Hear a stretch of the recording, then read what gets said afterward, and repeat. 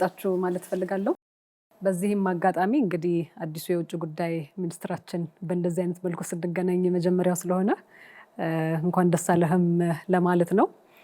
የዛሬው የክብ ጠረጴዛ ውይይታችን ወይንም ራውንድ ቴብል ዲስካሽን በብሪክስ ፕላስ ማዕቀፍ ውስጥ የኢትዮጵያ ሚና በሚል ጉዳይ ላይ ነው የምንወያየው። ኢትዮጵያም ይህንን ቡድን ለመቀላቀል ፍላጎቷን ገልጻ ነሐሴ 2015 በደቡብ አፍሪካ በነበረው 15ኛው የብሪክስ ጉባኤ ላይ ጥያቄያችን ተቀባይነት አግኝቶ ተቀላቅለን እንደነበረ ይታወሳል። ይህም ደግሞ ከጥር 2016 ጀምሮ በይፋ መቀላቀላችንም ይታወሳል። ባለፈው ሳምንት ክቡር ጠቅላይ ሚኒስትር አብይ አህመድ በካዛን ሩሲያም ተገኝተው የ16ኛው የመሪዎች ጉባኤ ላይ ተሳትፈው ነበረ። ስለዚህ የዛሬው ውይይታችን የሚያተኩረው የዚህ ቡድን አባል ለምን ሆንን የሚለው ላይ ነው። ምን ጠቀሜታ አለው፣ ከሀገራችን የውጭ ጉዳይ ፖሊሲና ፍላጎቶች ጋር እንዴት ይጣጣማል የሚለውን ነው።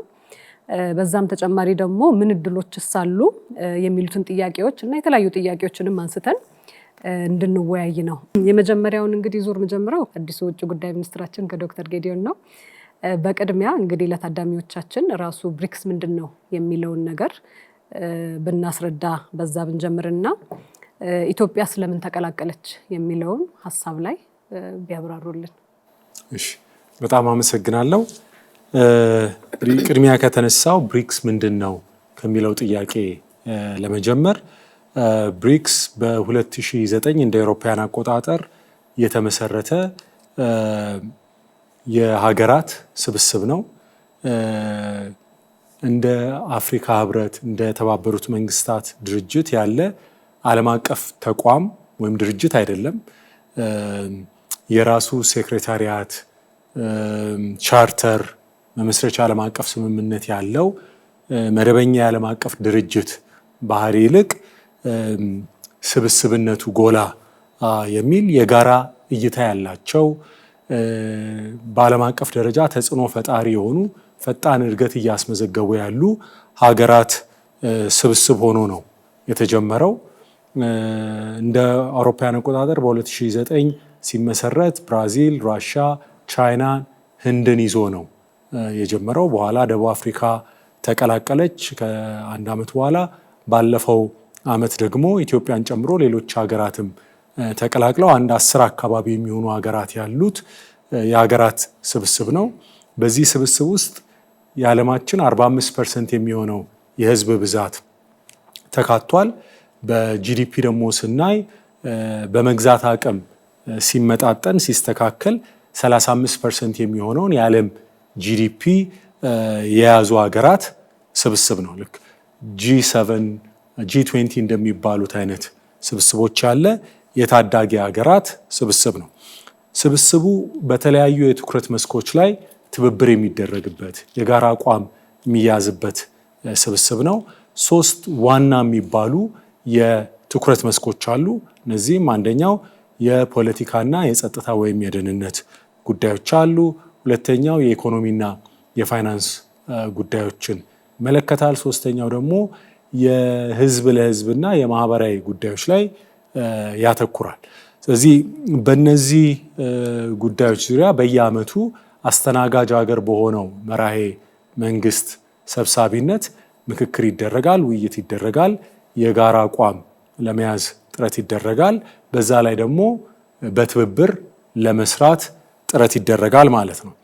የዚህ ትብብር የዚህ ቅንጅት ተጨባጭ መገለጫዎች ከሆኑት ነገሮች አንዱ ኒው ዴቨሎፕመንት ባንክ የሚባል ወይም አዲስ የልማት ባንክ የሚባል ባንክ መቋቋሙ። ይሄ ባንክ ለታዳጊ ሀገራት ለመሰረተ ልማትና ለዘላቂ ልማት የገንዘብ ድጋፍ፣ የፋይናንስ አቅርቦት የሚያደርግ ነው። ከተመሰረተ ከ2015 እንደ አውሮፓውያን አቆጣጠር ጀምሮ እስከ 2021 ወደ 25 ቢሊዮን አካባቢ ዶላር በተለያየ መልኩ ለሀገራት አቅርቧል። ባለፈው ዓመት ብቻ ወደ 5 ቢሊዮን አካባቢ አቅርቧል። ስለዚህ ይሄ አንድ ማሳያ ነው፣ ተጨባጭ የሆነ የዚህ ስብስብ የዚህ ትብብር ውጤት ምን እንደሚመስል። ይህን ካነሳም በኋላ ለምን ኢትዮጵያ ይህንን ስብስብ ለመቀላቀል ፈለገች የሚለውን አጠር አድርጌ ለማንሳት ፈልጋለሁ። ምናልባት እነሱም ለምን አሁን ግፍት አደረጉት? ምክንያቱም ከተቋቋመ በጣም ብዙ ጊዜ ሆኗል እና አሁን ያንን ይፋ ሲያደርጉ ሌሎች ሀገራት እንዲቀላቀሉ ኢትዮጵያም ያኔ ነው አፕላይ ያደረገችው። ስለዚህ ከዛ ጋርም እያይዛ ትንሽ ኤክስፕሌን ታደርጋለህ? ጥሩ።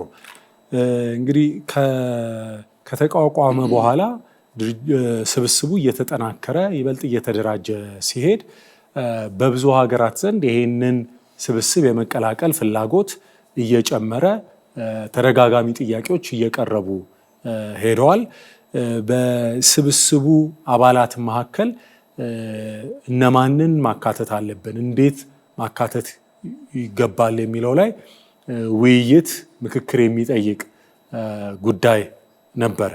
ስለዚህ እነሱም ዓላማቸውን ለማሳካት የስብስቡን ዓላማ ይበልጥ ውጤታማ ለማድረግ አቅም እንዲሆናቸው መርጠው ተጽዕኖ ፈጣሪ ናቸው፣ ስብስቡን ቢቀላቀሉ የስብስቡን ውጤታማነት ሊጨምሩ ሊያሳድጉ ይችላሉ የሚሏቸውን ሀገራት እንዲካተቱ ከነበራቸው ፍላጎት አኳያ መግባት የፈለጉትን አባል መሆን የፈለጉትን ሀገራት እንዳለ ባይሆንም በጣም መርጠው የተወሰኑ ሀገራትን እንዲካተቱ አድርገዋል።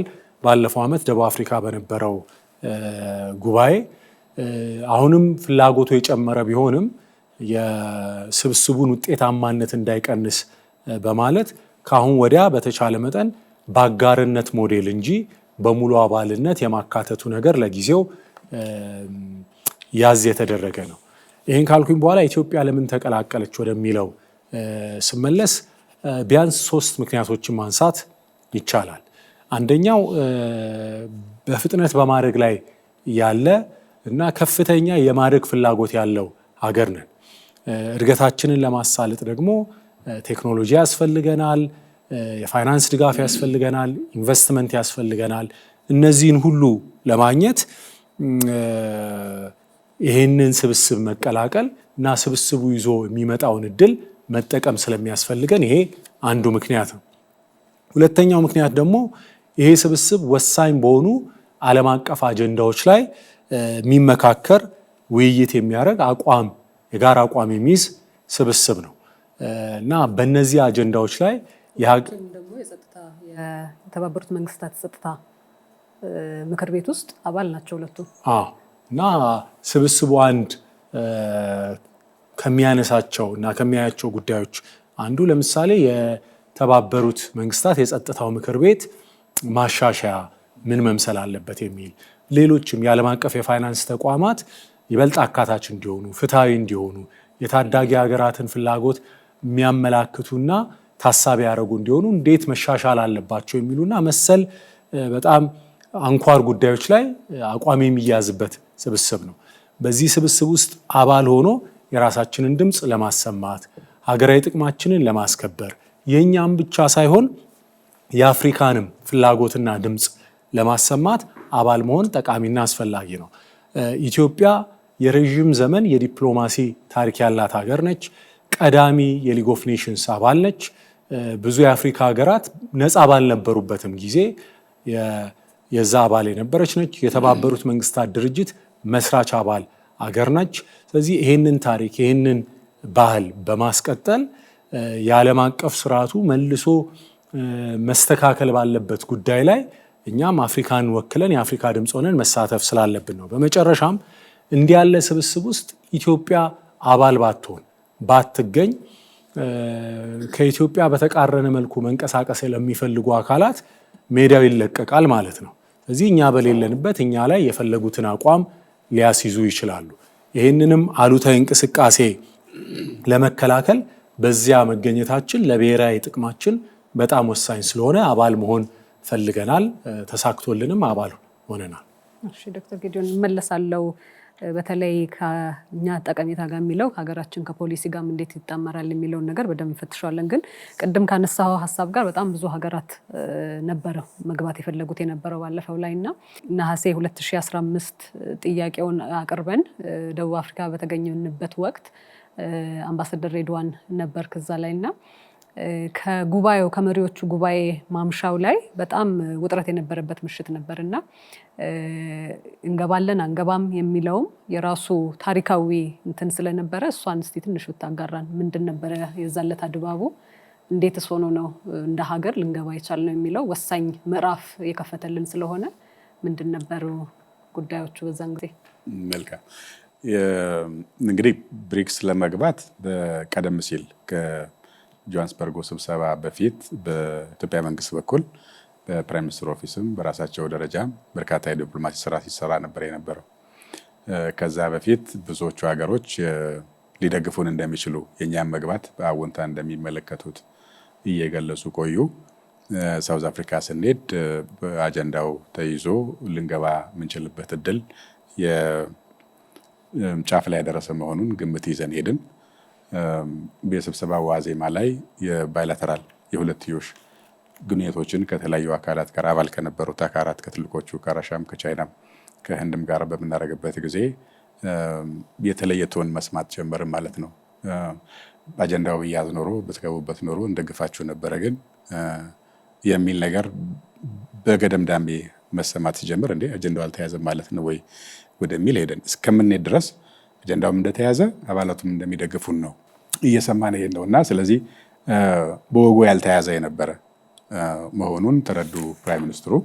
ስለዚህ የሁላችንም ሙድ ተቀየረ። እሳቸውም ቃል የተገባላቸውም በአብዛኛው ማረጋገጫ የሰጧቸው አካላትም በተገቢው መንገድ እንዳላዙት ለመረዳት ሞከርን።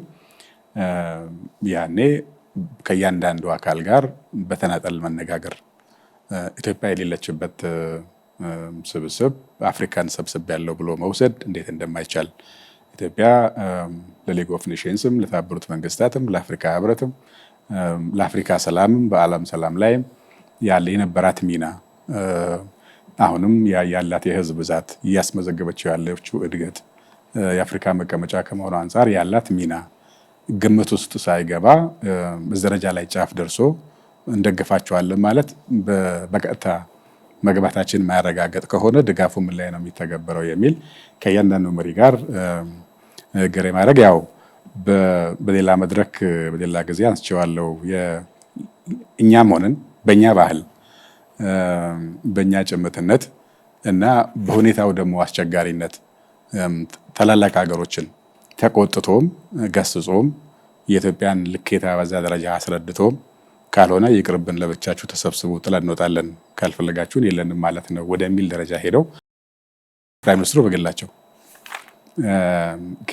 በመሪ ደረጃ የሚባለውን ብቻ ሳይሆን በሰው ደረጃ ያላቸውን ህመም ፔንም በመግለጽ ቆጣ ብለው ከእያንዳንዳቸው ጋር ተነጋገሩ። ከአስተናጋጁ ጋር የነበረው ላይ ሞቅ ያለ ክርክርም ያው በሰውኛ ደረጃ መነገር ያለባቸው ነገሮችን ተናግረው ድባቡ ተቀየረ። ሰውኛም መቀጠል ያለበት የሚል ውሳኔ ከመድረሳችን በፊት ግን እያንዳንዱ የተነገረው አካል በእርግጥም በቂ ምክንያት እንደነበረን ለማመን ተገደዱ። ብኛ ከወጣን በኋላ ወደ ሆቴል ከተመለስን በኋላ ይመስለኛል ሁሉም አካላት እርስ በርሳቸው ወደ መነጋገር ሄዱ። ኢትዮጵያ ያነሳችው ፕራይም ሚኒስትሩ ጠቅላይ ሚኒስትሩ ያነሱት ሀሳብ ተገቢ እንደነበረ በወቅቱ ታሰቡበት። ሁላችንም ቃል በገባነው መሰረት ኢትዮጵያን መቀበል ነበረብን ወደሚል ሄዱ። ከዛ ተስማሙ። ከተስማሙ በኋላ ደግሞ የሆነ ያለው እኛ ቤታችን ገብተናል ተቆጥተን ሁላችንም ወደ የቡድናችን ወደ ሆቴላችን ይሄን ነው። ከዛ ሁሉም ሀገሮች ደግሞ ኢትዮጵያ እንድትገባ ያበረከቱትን አስተዋጽኦ መግለጽ እና እኛንም አረጋግቶ ወደ ስብሰባው መመለስ ሁሉም ሰው የራሱን ስልክ ይዞ ወደኛ ደግሞ መደወል ጀመረ ማለት ነው። ወደ ጠቅላይ ሚኒስትሩ ቢሮም እኛ በተናጠል የሚያውቁን ደግሞ ወደሚያውቁን ስልክ። በዚህ ምክንያት በህንድም በቻይናም በራሻም ረዘም ያለ ምልልስ ተካሄደ። መጨረሻ ላይ የአቅማችንን አድርገናል እንድትገቡ እንፈልጋለን የሚል የምስራች ሰማን። ስለዚህም ለመግባት ቻለን። ያን ያክል ትግል ጠይቋል። ሊቀርም ይችል ነበር። ምክንያቱም እንደ ቀላል ነገር ሊወሰድ ይችላል። አሁን ዛሬ አባል ሆነንና ያ ፍትጊያ የነበረው በተለይ ክቡር ጠቅላይ ሚኒስትራችን የሀገራችን ቶፕ ዲፕሎማት እንደመሆናቸው መጠን ያደረጉት ፍትጊያና አሁን የደረስንበት ባይሆን ኖሮ ምን ነበር የሚለውን ያንን የእሳቸውን ቁጣ አብረንም ስለነበረ ከእያንዳንዳቸው ሲናገረው ያየ ነው።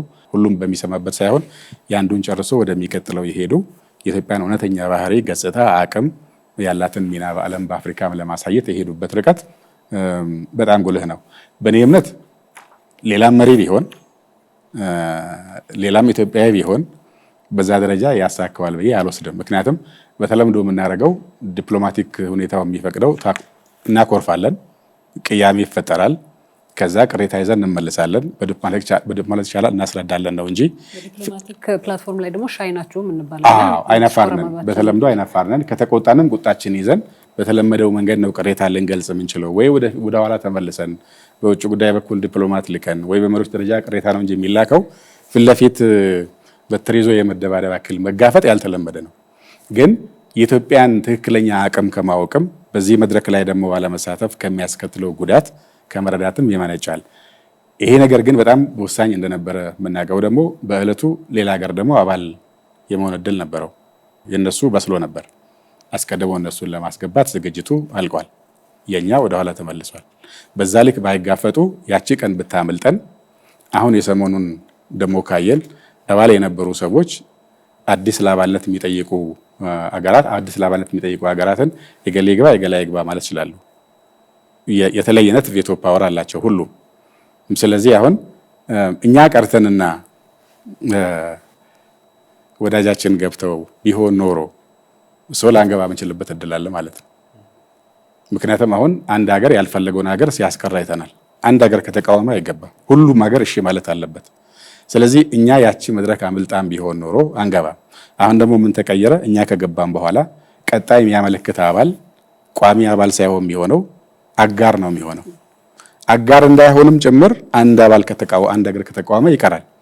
ስለዚህ ያ መድረክ አምልጦም ቢሆን ኖሮ አሁን ብሪክስ ካለው ኢንፍሉዌንስ በዓለም የኢኮኖሚ ደረጃም በፖለቲካ አማራጭነትም በደቡብ ለደቡብ ትስስርም የገንዘብ የእርዳታ ይሁን የፖለቲካ ሌቨሬጅ የፖለቲካ ጡንቻ ማምጣት ላይም የነበረውን ነባር ዓለም አቀፍ መድረኮች ማፍረስም ባይሆን ነገር ግን ይሄም ሌላ ስብስብ ሌላ ቤተሰብ ይዞ ስለሚቀርብ ተደማጭነትን ያጎላል፣ አማራጭ ያጎላል፣ ታይታን ያጎላል፣ የኢንቨስትመንት እድልን ያሰፋል፣ የመወሰን አቅም ወዳጅ ማፍራት አቅም ያሰፋል። አሁን በአንዳንድ መድረኮች ኢትዮጵያ አባል ባልሆነችባቸው የኢትዮጵያን በጎ የማይሹ ሀገሮች ስለኛ ብዙ ያማሉ።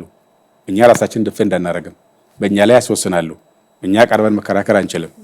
በዚህም መድረክም ላይ ኢትዮጵያ የምታገኛቸው ጥቅሞችን ማስቀረት የመቻል እድል የነበራቸው ሀገራት አባል የሆኑና እኛ ከስብስቡ ባዕድ ሆነን እንቀር ነበረ ማለት ነውና ያቺ ዕለት ምናልባትም ሊግ ኦፍ ኔሽንስን ለመግባት ከተወሰነበት አፍሪካ ህብረትን ለማቋቋም ከተወሰነበት ምዕራፍ ጋር ሲወሰን ነው። ይሄ በኢትዮጵያ ታሪክ አንድ ምዕራፍ ነው፣ ወሳኝ ምዕራፍ ነው ብለን ልንወስደው የምንችል ይመስለኛል።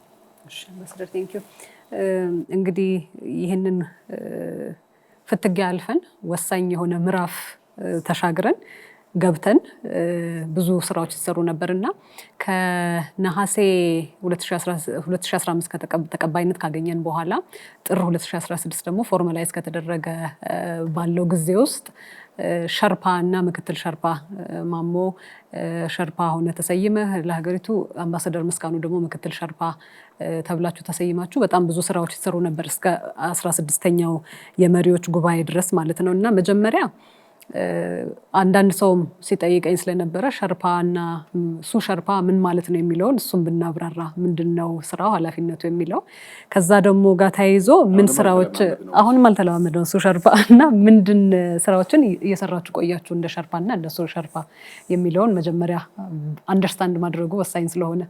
እሺ ወደ ጥያቄው መለሳለሁ። ግን ቅድም አምባሳደር ሬድዋን ያነሳውን ጉዳይ በተመለከተ አንድ ነገር ለመጨመር ስለፈለኩ ነው። የኢትዮጵያ ብሪክስ አባል በምትሆንበት ጊዜ ደቡብ አፍሪካ በነበረው ስብሰባ ላይ እኔ አልነበርኩኝም። ያም ሆኖ ግን ቅድም አምባሳደር ሬድዋን ያነሳውን ከዛ በኋላ ብዙ የብሪክስ ውይይቶች ላይ ተሳትፌያለሁ። በተለይ በሸርፓዎቹ እና በሱ ሸርፓዎቹ ከአምባሳደር ምስጋናው ጋር ሆነን ብዙ ተሳትፈናል እና በደቡብ አፍሪካ የነበረው ውይይትን ብዙዎቹ ያስታውሱታል እና የጠቅላይ ሚኒስትሩን ተሳትፎ ብዙዎቹ ይናገራሉ። እኔ እንኳን ባለኝ ኢንተራክሽን ሁሉም የሚያስታውሰው ደቡብ አፍሪካ ላይ የእናንተ ጠቅላይ ሚኒስትር ያደረጉት ነገር ሁላችንም ትዝ ይለናል ብሎ በተደጋጋሚ ገልጸውልናል። የእሳቸው የነቃ ተሳትፎ የእሳቸው ጉልህ ተሳትፎ ስለነበረ ነው የብሪክስ አባል የሆናችሁ ብሎ በተደጋጋሚ ለኛ ገልጸውልናል።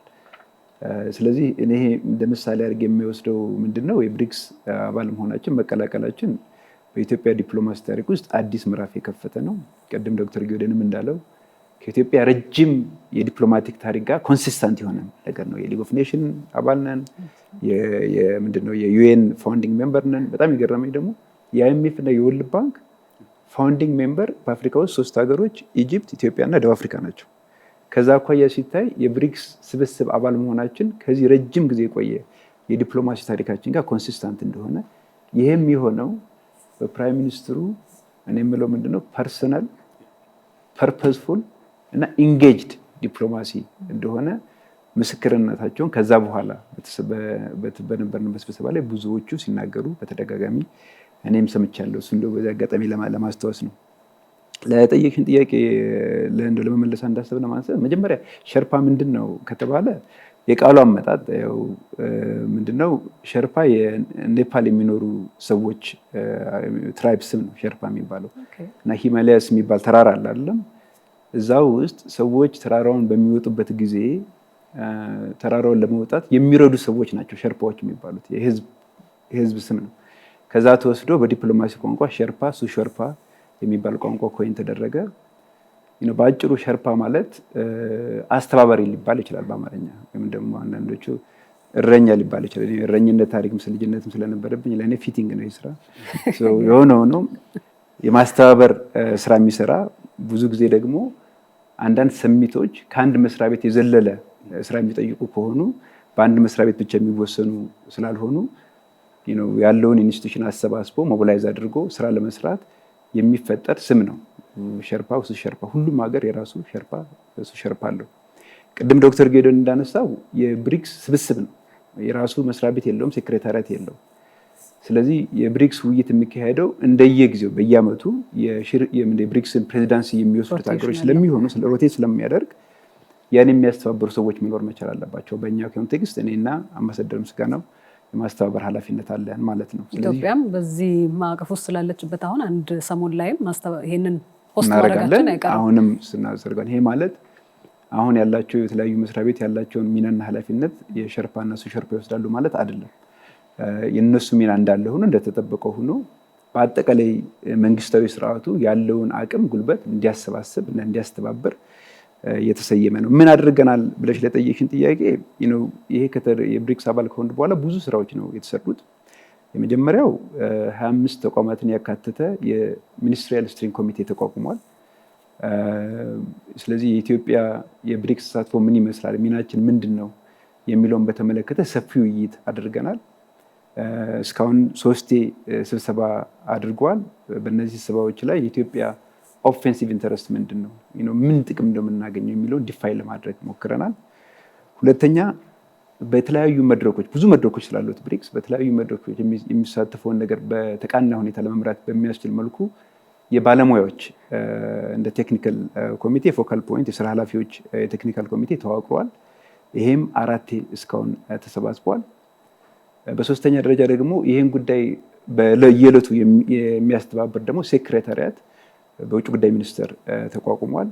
ይህን አድርገን ሰፊ ስራ ሰርተናል። ትልቁ የሰራነው የትልቅ አውትካም ብዬ የምወስደው የኢትዮጵያ የብሪክስ ኢንጌጅመንት ምን ይመስላል የሚል የብሪክስ ኢንጌጅመንት ስትራቴጂ ዲፋይን አድርገናል።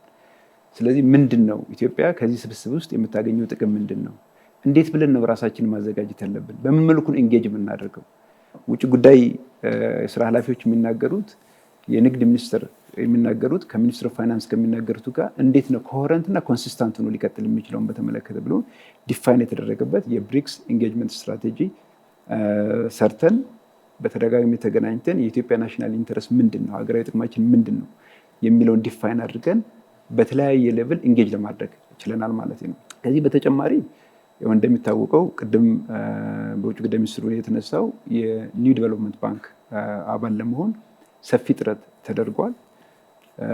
በክቡር ጠቅላይ ሚኒስትራችን ቀጥተኛ ተሳትፎ ለደቡብ አፍሪካ፣ ለህንድ፣ ለብራዚል፣ ለቻይና ደብዳቤ ተጽፎ የኒው ዲቨሎፕመንት ባንክ አባል ለመሆን ጥረቶች ጀምረናል። 4ቱም ፕሬዚዳንቶች ኢትዮጵያን እንደሚደግፉ በደብዳቤ ገልጿል። ይሄ ኢንጌጅመንትም የሚቀጥል ነው። ምክንያቱም የራሱ የኒው ዲቨሎፕመንት ባንክ ትሪቲ ነው፣ ስምምነት ስለሆነ ፓርላማ የሚያጸድቀው የየሀገሮችን ፓርላማ የሚያጸድቁት ጉዳይ ስለሆነ በአንድ የሚያልቅ ጉዳይ አይደለም። ይህን ለማድረግ ሰፊ ስራዎች ተሰርቷል። በአጠቃላይ እንደው ለማጠቃለል ያክል ቅርብ ጊዜ የነበረው የሄድ ኦፍ ስቴት ሄድ ኦፍ ገቨርንመንት ስብሰባን ጨምሮ ብዙ የዝግጅት ስራዎች ተሰርተዋል።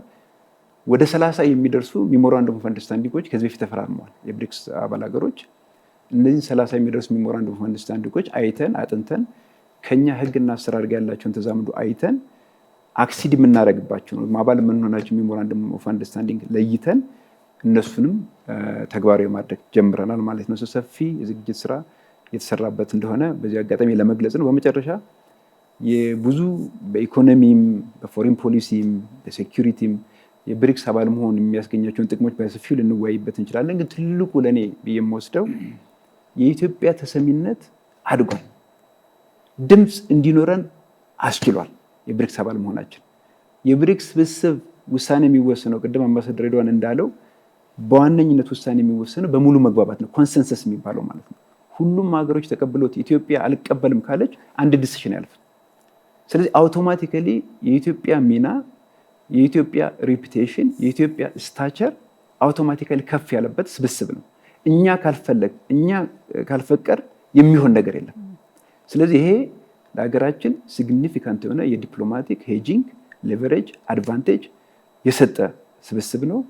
ወደፊት ፕሮጀክት በምናደርግበት ጊዜ የዚህ ስብስብ አባል መሆናችን የኢትዮጵያ ሀገራዊ ጥቅምን በጠንካራ መልኩ ለማስጠበቅ ለማራመድ የሚያስችል እንደሆነ ማየት ችለናል። አምባሳደር መስጋኑ ጋር ልምጣና እንግዲህ እንደ ሱሸርፓም ማሞ ላይ ያለው ላይ ቢልድ ማድረግ ይቻላል። ግን በይፋ ጥር 2016 ከተቀላቀልም በኋላ እንግዲህ ማሞ የተወሰኑትን ስኬቶች ኦልሬዲ ጠቅሷል። ግን በአንተ በኩል ደግሞ የቀሩ አሉና በደንብ ቢብራሩ የምትላቸው ምን ልናሳካ ችለናል? እስካሁን አጭር ጊዜ ነው ከጥር እስካሁን ጊዜ ነበረው። ግን በዛ ውስጥ የኛ አባል መሆናችን እና በዚህ ፕሮሴስ ውስጥ ዝግጁነት ውስጥ እስከዚህኛው ጉባኤ ድረስ ምን ነገሮች ልናሳካ ችለናል? ጥሩ።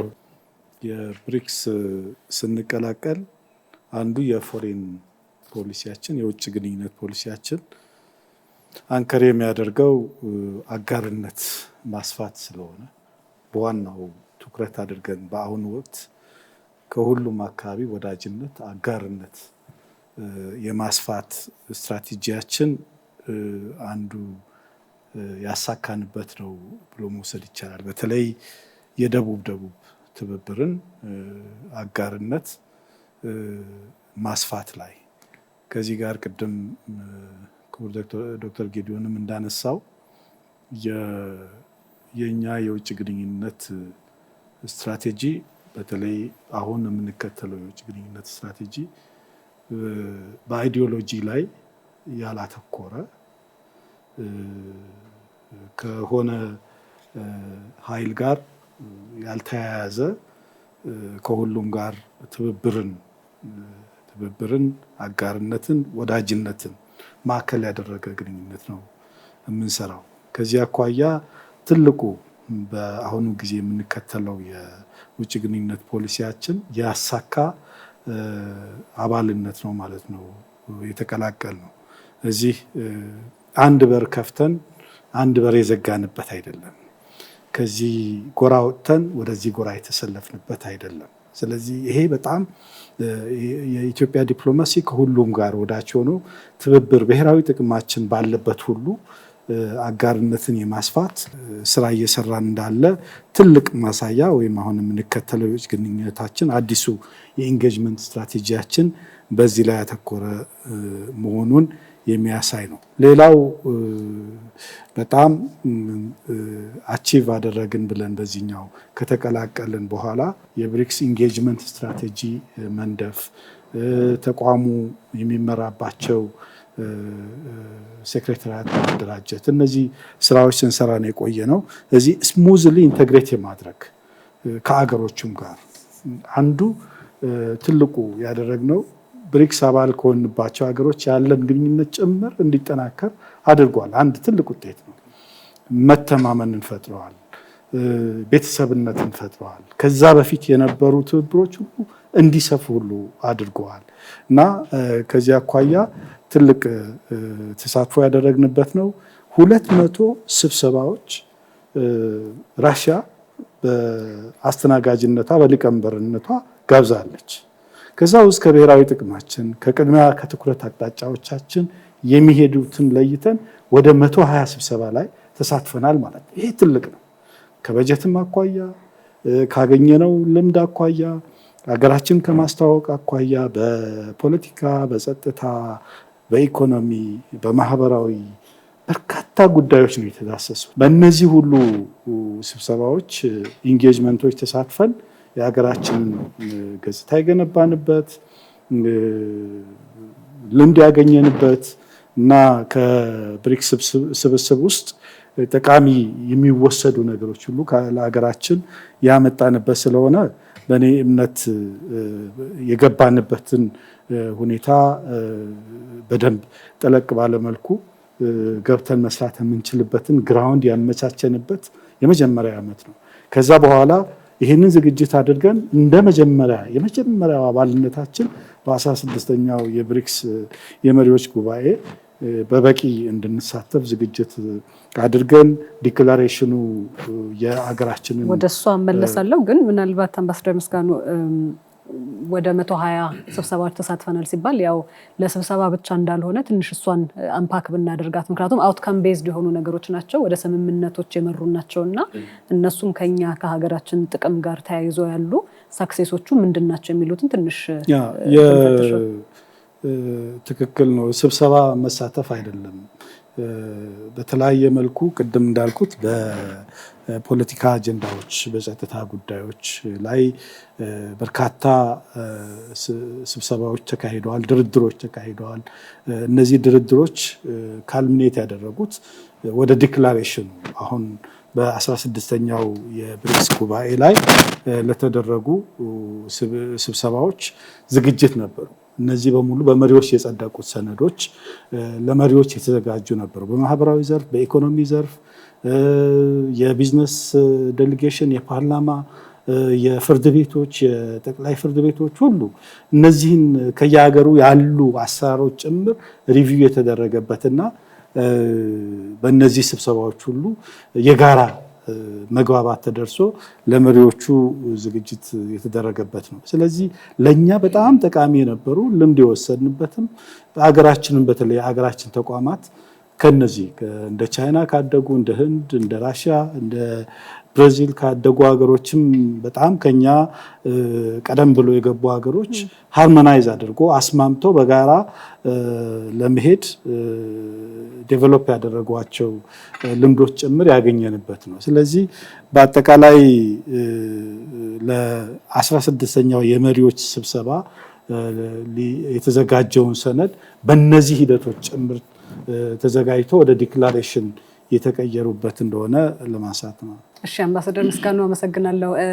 አንተ ካነሳኸው ነጥብ ጋር ተያይዞ እንግዲህ ለዶክተር ጌዲዮን ሁለተኛው ጥያቄ የሚሆነው ብዙ ሰዎች ያኔም ስንቀላቀል ይፋ ሲሆን የኛ ብሪክስ ውስጥ መግባት አሁንም የሚያነሱት ስጋት አለ። ይህም ስጋት ደግሞ ብሪክስ ውስጥ በመቀላቀላችን ከምዕራባውያን ጋር ያለንን ግንኙነቶች በምን መልኩ ይጎዳል አይጎዳም የሚል ስጋቶችም አላቸውና አምባሳደር ምስጋኑን በጨረፍታ አንስቶታል። ግን አንተ በጥልቀት ካለን ከሀገራችን የውጭ ጉዳይ ፖሊሲ ጋር እንዴት ነው ይሄንን የምናስታርቀው የሚለውን እሱን ትንሽ ብታብራራለን። እሺ፣ በጣም አመሰግናለሁ። እንግዲህ የኢትዮጵያ የውጭ ጉዳይ ፖሊሲ የሚወሰነው በሀገሪቷ ብሔራዊ ወይም ሀገራዊ ጥቅም ነው። ብሔራዊ ጥቅማችን ሀገራዊ ጥቅማችን ደግሞ መሰረቱ እንደ ሀገር እንደ ሕዝብ ያለን የማደግ ፍላጎት የብልጽግና ህልማችን ነው። ይህንን ህልም ይህንን ግብ ለማሳካት ፍላጎታችንን እውን ለማድረግ ደግሞ ቀደም ተብሎ በአምባሳደር ምስጋኑ እንደተነሳው አጋር ማብዛት፣ ወዳጅ ማብዛት በጣም ያስፈልገናል። በጣም በአጭር ጊዜ ያደጉ ሀገራትን ተሞክሮ በምናይበት ጊዜ ሙሉ ለሙሉ ሀብቱን፣ እውቀቱን፣ ቴክኖሎጂውን ሁሉን ነገር እዛው አመንጭቶ ብቻውን በራሱ ያደገ ሀገር የለም። ለሀገር እድገት፣ ለሀገር ስኬት አገር ውስጥ ያለ አቅም፣ አገር ውስጥ ያለ የሚሰጠው አመራር፣ የተፈጥሮ ሀብት፣ የሰው ሀብት የራሱ አስተዋጽኦ አለው። ከዛ ባለፈ ግን ከውጭም የሚመጣ ፋይናንስ ያስፈልጋል፣ ኢንቨስትመንት ያስፈልጋል፣ ቴክኖሎጂ ያስፈልጋል፣ ገበያ ያስፈልጋል። እነዚህን ሁሉ ነገሮች ለማግኘት እንዲሁም የሀገራዊ ደህንነት ጥቅምን የሀገራዊ ደህንነትን ለማስከበር ከሉዓላዊነት ከአገር ግዛት አንድነት ጋር የተያያዙ ጉዳዮችም ላይ አጋዥ፣ ተባባሪ፣ ወዳጅ ያስፈልጋል። ስለዚህ ከዚህ ከብሔራዊ ጥቅማችን አኳያ የኢትዮጵያ የውጭ ጉዳይ ፖሊሲ አጋርነትን ማብዛት ላይ ያተኮረ ነው። በዚህ እይታ ከሰሜንም ከደቡብም ከምዕራብም ከምስራቅም ከብሔራዊ ጥቅማችን አኳያ አስፈላጊ የሆነውን ነገር ለማግኘት ወዳጅነትን የማጠናከር የፖሊሲ አቅጣጫ ነው ያለን። ያሉ ወዳጅነቶችን ያሉ ትስስሮችን እያጠናከርን ተጨማሪ አዳዲስ ወዳጅነት ደግሞ አዳዲስ ምዕራፎችን አዳዲስ አድማሶችንም እንደየአስፈላጊነቱ እየጨመርን መሄድ ነው የፖሊሲ አቅጣጫችን። ስለዚህ ከዚህ አኳያ ስጋት ሊኖር አይገባም ማለት ነው። ከምዕራቡ ዓለም ካሉ ሀገራት ጋር የጠበቀ ኢኮኖሚያዊ፣ ፖለቲካዊ ትስስር ግንኙነት አለን። ያንን አጠናክረን የምንቀጥልበት ይሆናል። ይሄንን ስንል መታየት ያለባቸው ነገሮች አሉ። ለምሳሌ ብሪክስ ውስጥ አባል የሆኑ ሌሎች ሀገራት አሉ።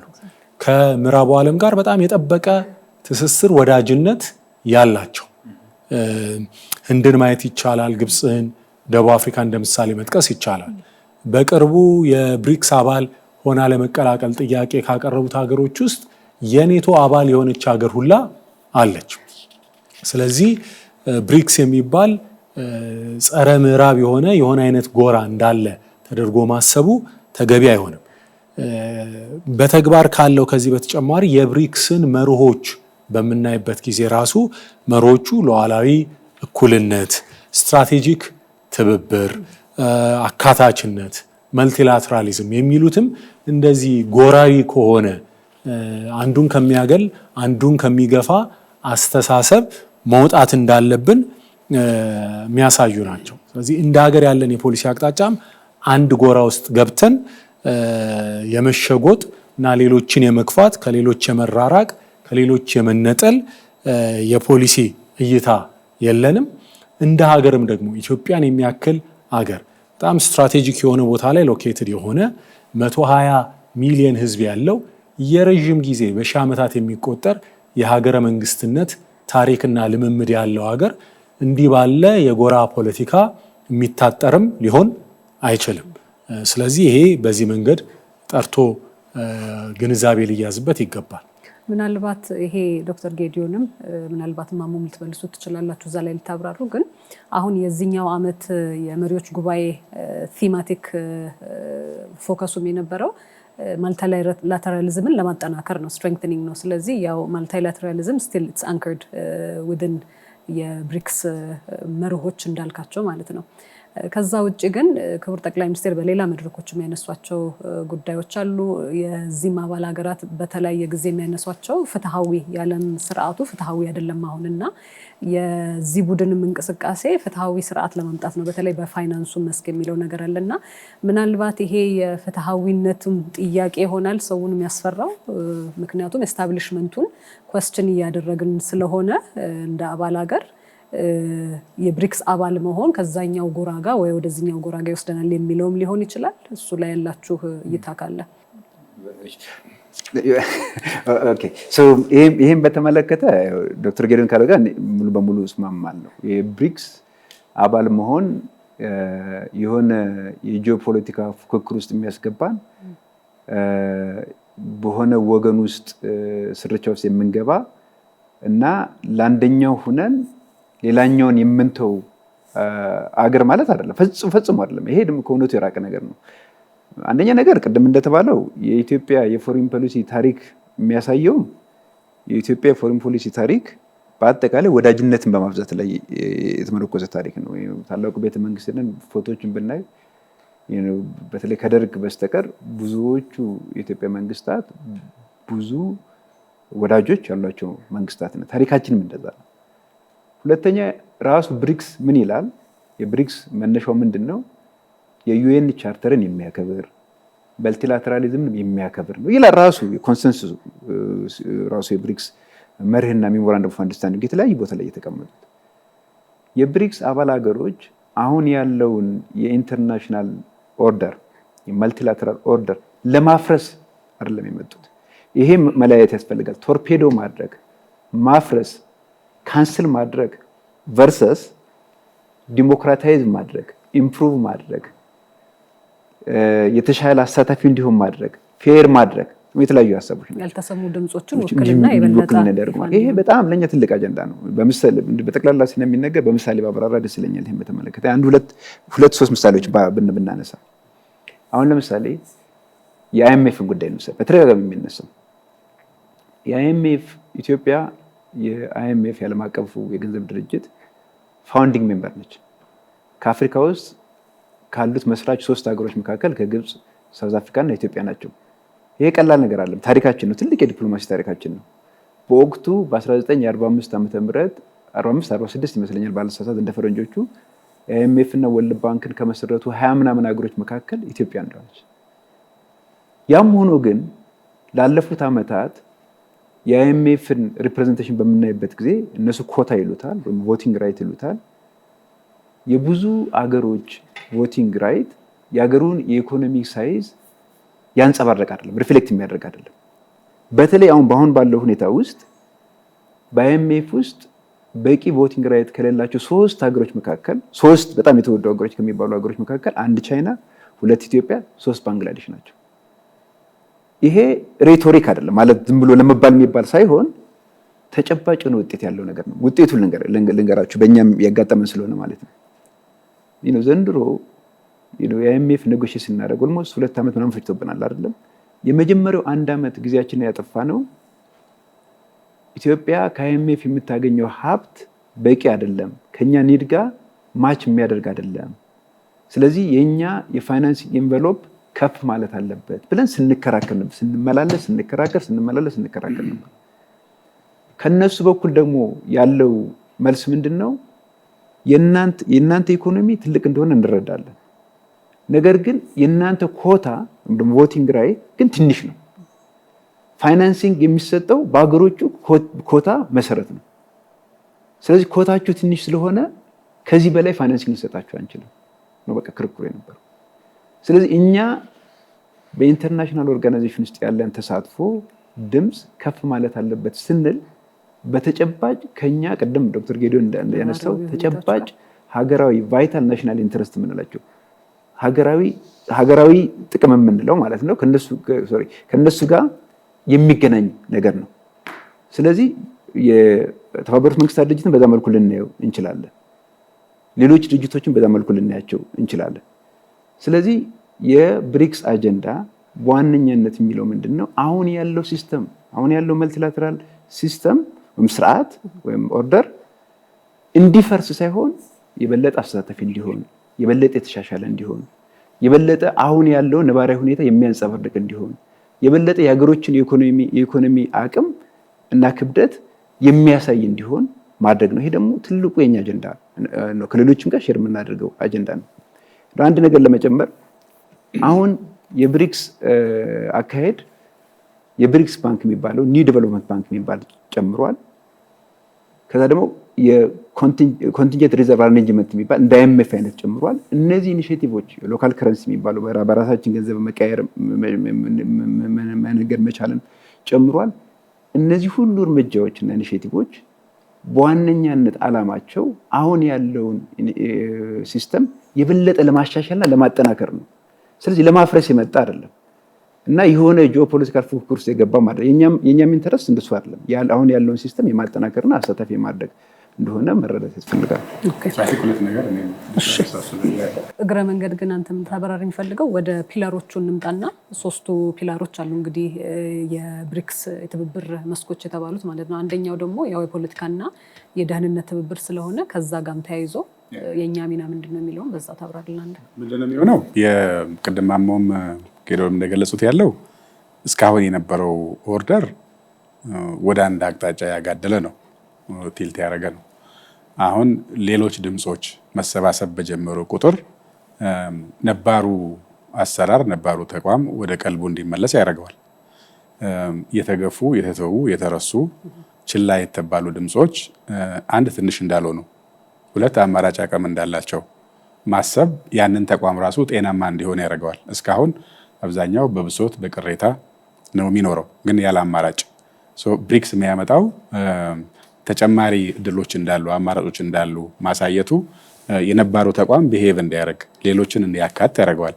ሌሎችን ማካተቱ ብዝሃነቱን ይጨምራል። ብዝሃነቱ በጨመረ ቁጥር ጤናማነቱ ያድጋል። ለሁሉም የሆን ተቋም መሆን ይጀምራል። አንዱ እሱ በጎ ነገር ያለው ይመስለኛል። ሁለተኛው ላይ የኛም ኢንትረስት የሚሆነው አማራጭ ማስፋት ነው። አይኤምኤፍ አንድ አማራጭ ነው። አሁን ሌሎች ቤተሰቦች ሌሎች ስብስቦች እያደጉ በሄዱ ቁጥር በሆነ ጉዳይ ላይ ለአንድ ልማት ለአንድ አቅጣጫ የምንፈልገው ጉዳይ በአንድ ኮንዲሽን አንድ ቦታ ከታሰረ እሱ ላይ የተነጋገርን ግን ሌላ ደግሞ አማራጭ ይኖረናል ማለት ነው። የመደራደር እድላችን ያሰፋልናል።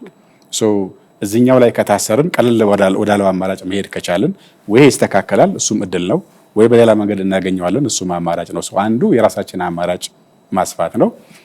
ይሄ ለኛ ብቻ አይመስለኝም። አሁን እኛ ገብተናል፣ የግብጾቹ አሉ፣ ሳውዝ አፍሪካ አለ፣ ሌሎች የሚጨመሩ በአጋርነት ይኖራሉ። የኛ ብቻ ሳይሆን የአፍሪካ ድምጽም እንደ አፍሪካ ከፍ ይላል። ቀደም ሲል አፍሪካ በአብዛኛው ሀገር ነጻ ባሉት ጊዜ ኢትዮጵያ ታደርገው እንደነበረው አስተዋጽኦ አሁን ደግሞ በዚህ ስብስብ ውስጥ ድርሻዋ ሲኖር የሌሎች የአፍሪካውያን ድምጽም በተገቢ መንገድ እንዲደመጥ የማድረግ እድል ይኖረናል። ስለዚህ ቀደም ሲልም ለሳውዙ በአጠቃላይ ቀጥሎ ደግሞ ለአፍሪካ እና ሲወር ደግሞ ለራሳችን ኢሚዲየት ኮንሰርኖች መሆን የሚችል የድምጽ መጉላት ያስከትላል። ያ የድምጽ መስተጋባት ተቋማቱ እንዲስተካከሉ ያደርጋል እንጂ የአይዲዮሎጂካል ታች አይደለም። የሊበራል ቨርሰስ ኢሊበራል የሆነ ተቋም ሳይሆን ነባር መቀየር ያስቸገረ ተቋም አለ። አሁን አዲስ ሲመጣ ራሱን አጃስት ለማድረግ የሚያስችል ጉልበት ይሆናል። ይሄ በክፉ የሚወሰድ አይደለም። ሪፎርም ሬዚስት የሚያደርግ ተቋም ሪፎርም እንዲያደርግ ይገድዳል። ሪፎርም ካደረገ ራሱም ጤናማ ይሆናል። ለብዙ የዓለም ጫፎችም የሚያገለግል ኢንስቲትዩሽን እንዲሆን ያደርገዋል። ሌላኛው ከጸጥታው አንጻር አንዱ የጋራ ድምጽ እየሆነ የሚመጣው ከዩኤን ጀምሮ የጸጥታው ምክር ቤት ሪፎርም የማድረግ ጉዳይ አፍሪካን የማካተት ጉዳይ ነው።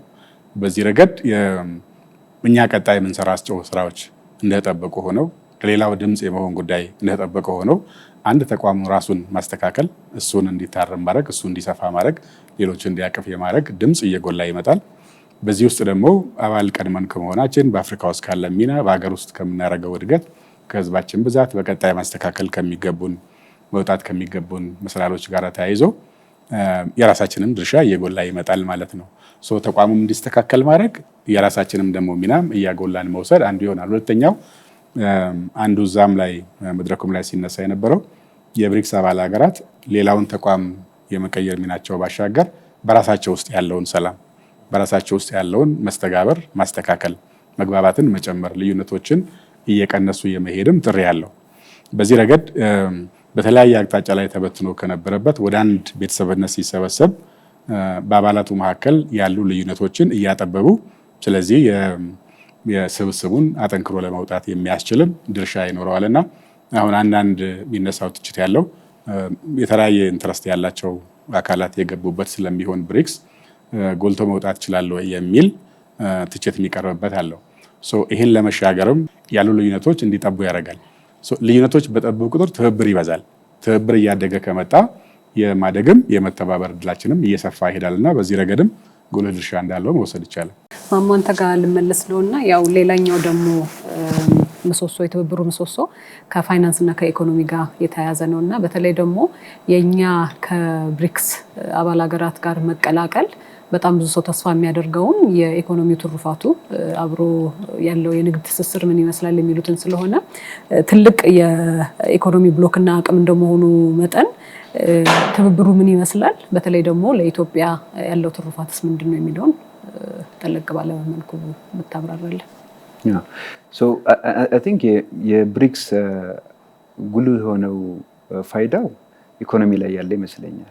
ቅድም ዶክተር ጌዶን ሲናገር ዋናው ሀገራዊ ጥቅማችን ምንድን ነው ብሎ ዲፋይን ሲያደርግ ትልቁ ጥያቄ የልማትና የብልጽግና ጉዳይ ነው ብሏል። ስለዚህ ኢትዮጵያ የቆየውን የትውልዶች ጥያቄ የሆነውን የልማት ጥያቄ ለማሳካት ብሪክስ የተለየ ድል ይዞ መጥቷል። ይህን በሁለት በሶስት ከፍሎ ማየት የሚቻል ይመስለኛል። አንደኛ የብሪክስ ስብስብ አባል በመሆናችን የኢትዮጵያ ኤክስፖርተሮች የተረጋገጠ የገበያ እድል እንዲኖራቸው ያስችላል። ከሌሎች የብሪክስ ስብስብ አባል ሀገሮች ጋር የተሻለ የተሳለጠ የንግድ እንቅስቃሴ እንዲያደርጉ ያስችላቸዋል እና የተረጋገጠ የገበያ እድል ይዞ ይመጣል። አጠር አድርጌ ለመናገር፣ ሁለተኛ የብሪክስ ስብስብ አካል በመሆናችን በዛ ስብስብ በምናደርገው ውይይት፣ ግንኙነት በሚፈጥርልን እድል ተነስተን ደግሞ የተሻለ ኢንቨስትመንት ወደ ሀገራችን መሳብ እንችላለን። ለምሳሌ በኃይል አቅርቦት፣ በመንገድ፣ በባቡር ልናየው እንችላለን። ለነዚህ የተሻለ ፋይናንስ ከሀገሮችም ከብሪክስ ባንክም ለማግኘት እድል ይዞ ይመጣል። ከሀገሮችም ስል የብሪክስ ስብስብ አባል ከሆኑ ሀገሮች ጋር በምናደርገው ግንኙነት ተጨማሪ ፋይናንስ ለማሰባሰብ፣ ምክንያቱም ልማቱን ወደፊት የሚያስገድ ፋይናንስ ስለሆነ ተጨማሪ ፋይናንስ ለማግኘት ያስችለናል ማለት ነው። ስለዚህ በአጠቃላይ የኢትዮጵያን እድገት ለማስቀጠል የተረጋጋ የማክሮ ሁኔታ ለመፍጠር ብሪክስ በሀገሮች መካከል ከአሁኑ የተሻለ የጎለበተ የጎንዮሽ የሁለትዮሽ ግንኙነት እንዲኖር ስለሚያስችል የልማት ስራችንን ያቃናልናል ማለት ነው። ራሱ የብሪክስ ማዕቀፍ እንደሚያስቀምጠው በሀገሮች መካከል በተለያየ ዘርፍ ላይ ግንኙነት ሊፈጠር እንደሚችል ያሳያል። በግብርና፣ በቱሪዝም፣ በቴክኖሎጂ፣ በጤና የተለያየ ትስስር መፍጠር እንደሚቻል ያሳያል። ግን ምናልባት ማሞ እዚህ ላይ ይቅርታ አቋረጥኩህና አንዳንድ ጥያቄዎችም የሚነሱት አሁን ምንድን ነው ኢትዮጵያ ከቻይና ጋር ያላት ግንኙነት በጣም ጥብቅ ትስስር ነው ያለው። በተለይ መዋለ ንዋይ እንደ አንድ ከባድ ሀገር ኢትዮጵያ ላይ መዋለ ንዋይ እንደምታፈስ ሀገር ኦልሬዲ ያ የሁለትዮሽ ግንኙነት አለ ከህንድም ጋር ልክ እንደዚሁ እና ከነሱ ጋር ለብቻ የምናደርገው የሁለትዮሽ ግንኙነትና እንደዚህ አይነት ትራንዛክሽኖች በዚህ ብሎክ ውስጥ መሆኑ ምን የበለጠ የተለየ ነገር ያመጣል ብሎ የሚጠይቅም አለ። የበለጠ ያጎለዋል ብቻ ሳይሆን የበለጠ ኢምፓተስ ይሰጠዋል። ምንድነው በሁለትዮሽ ግንኙነት የማይነሳ አጀንዳ በብሪክስ ስብስብ ይነሳል።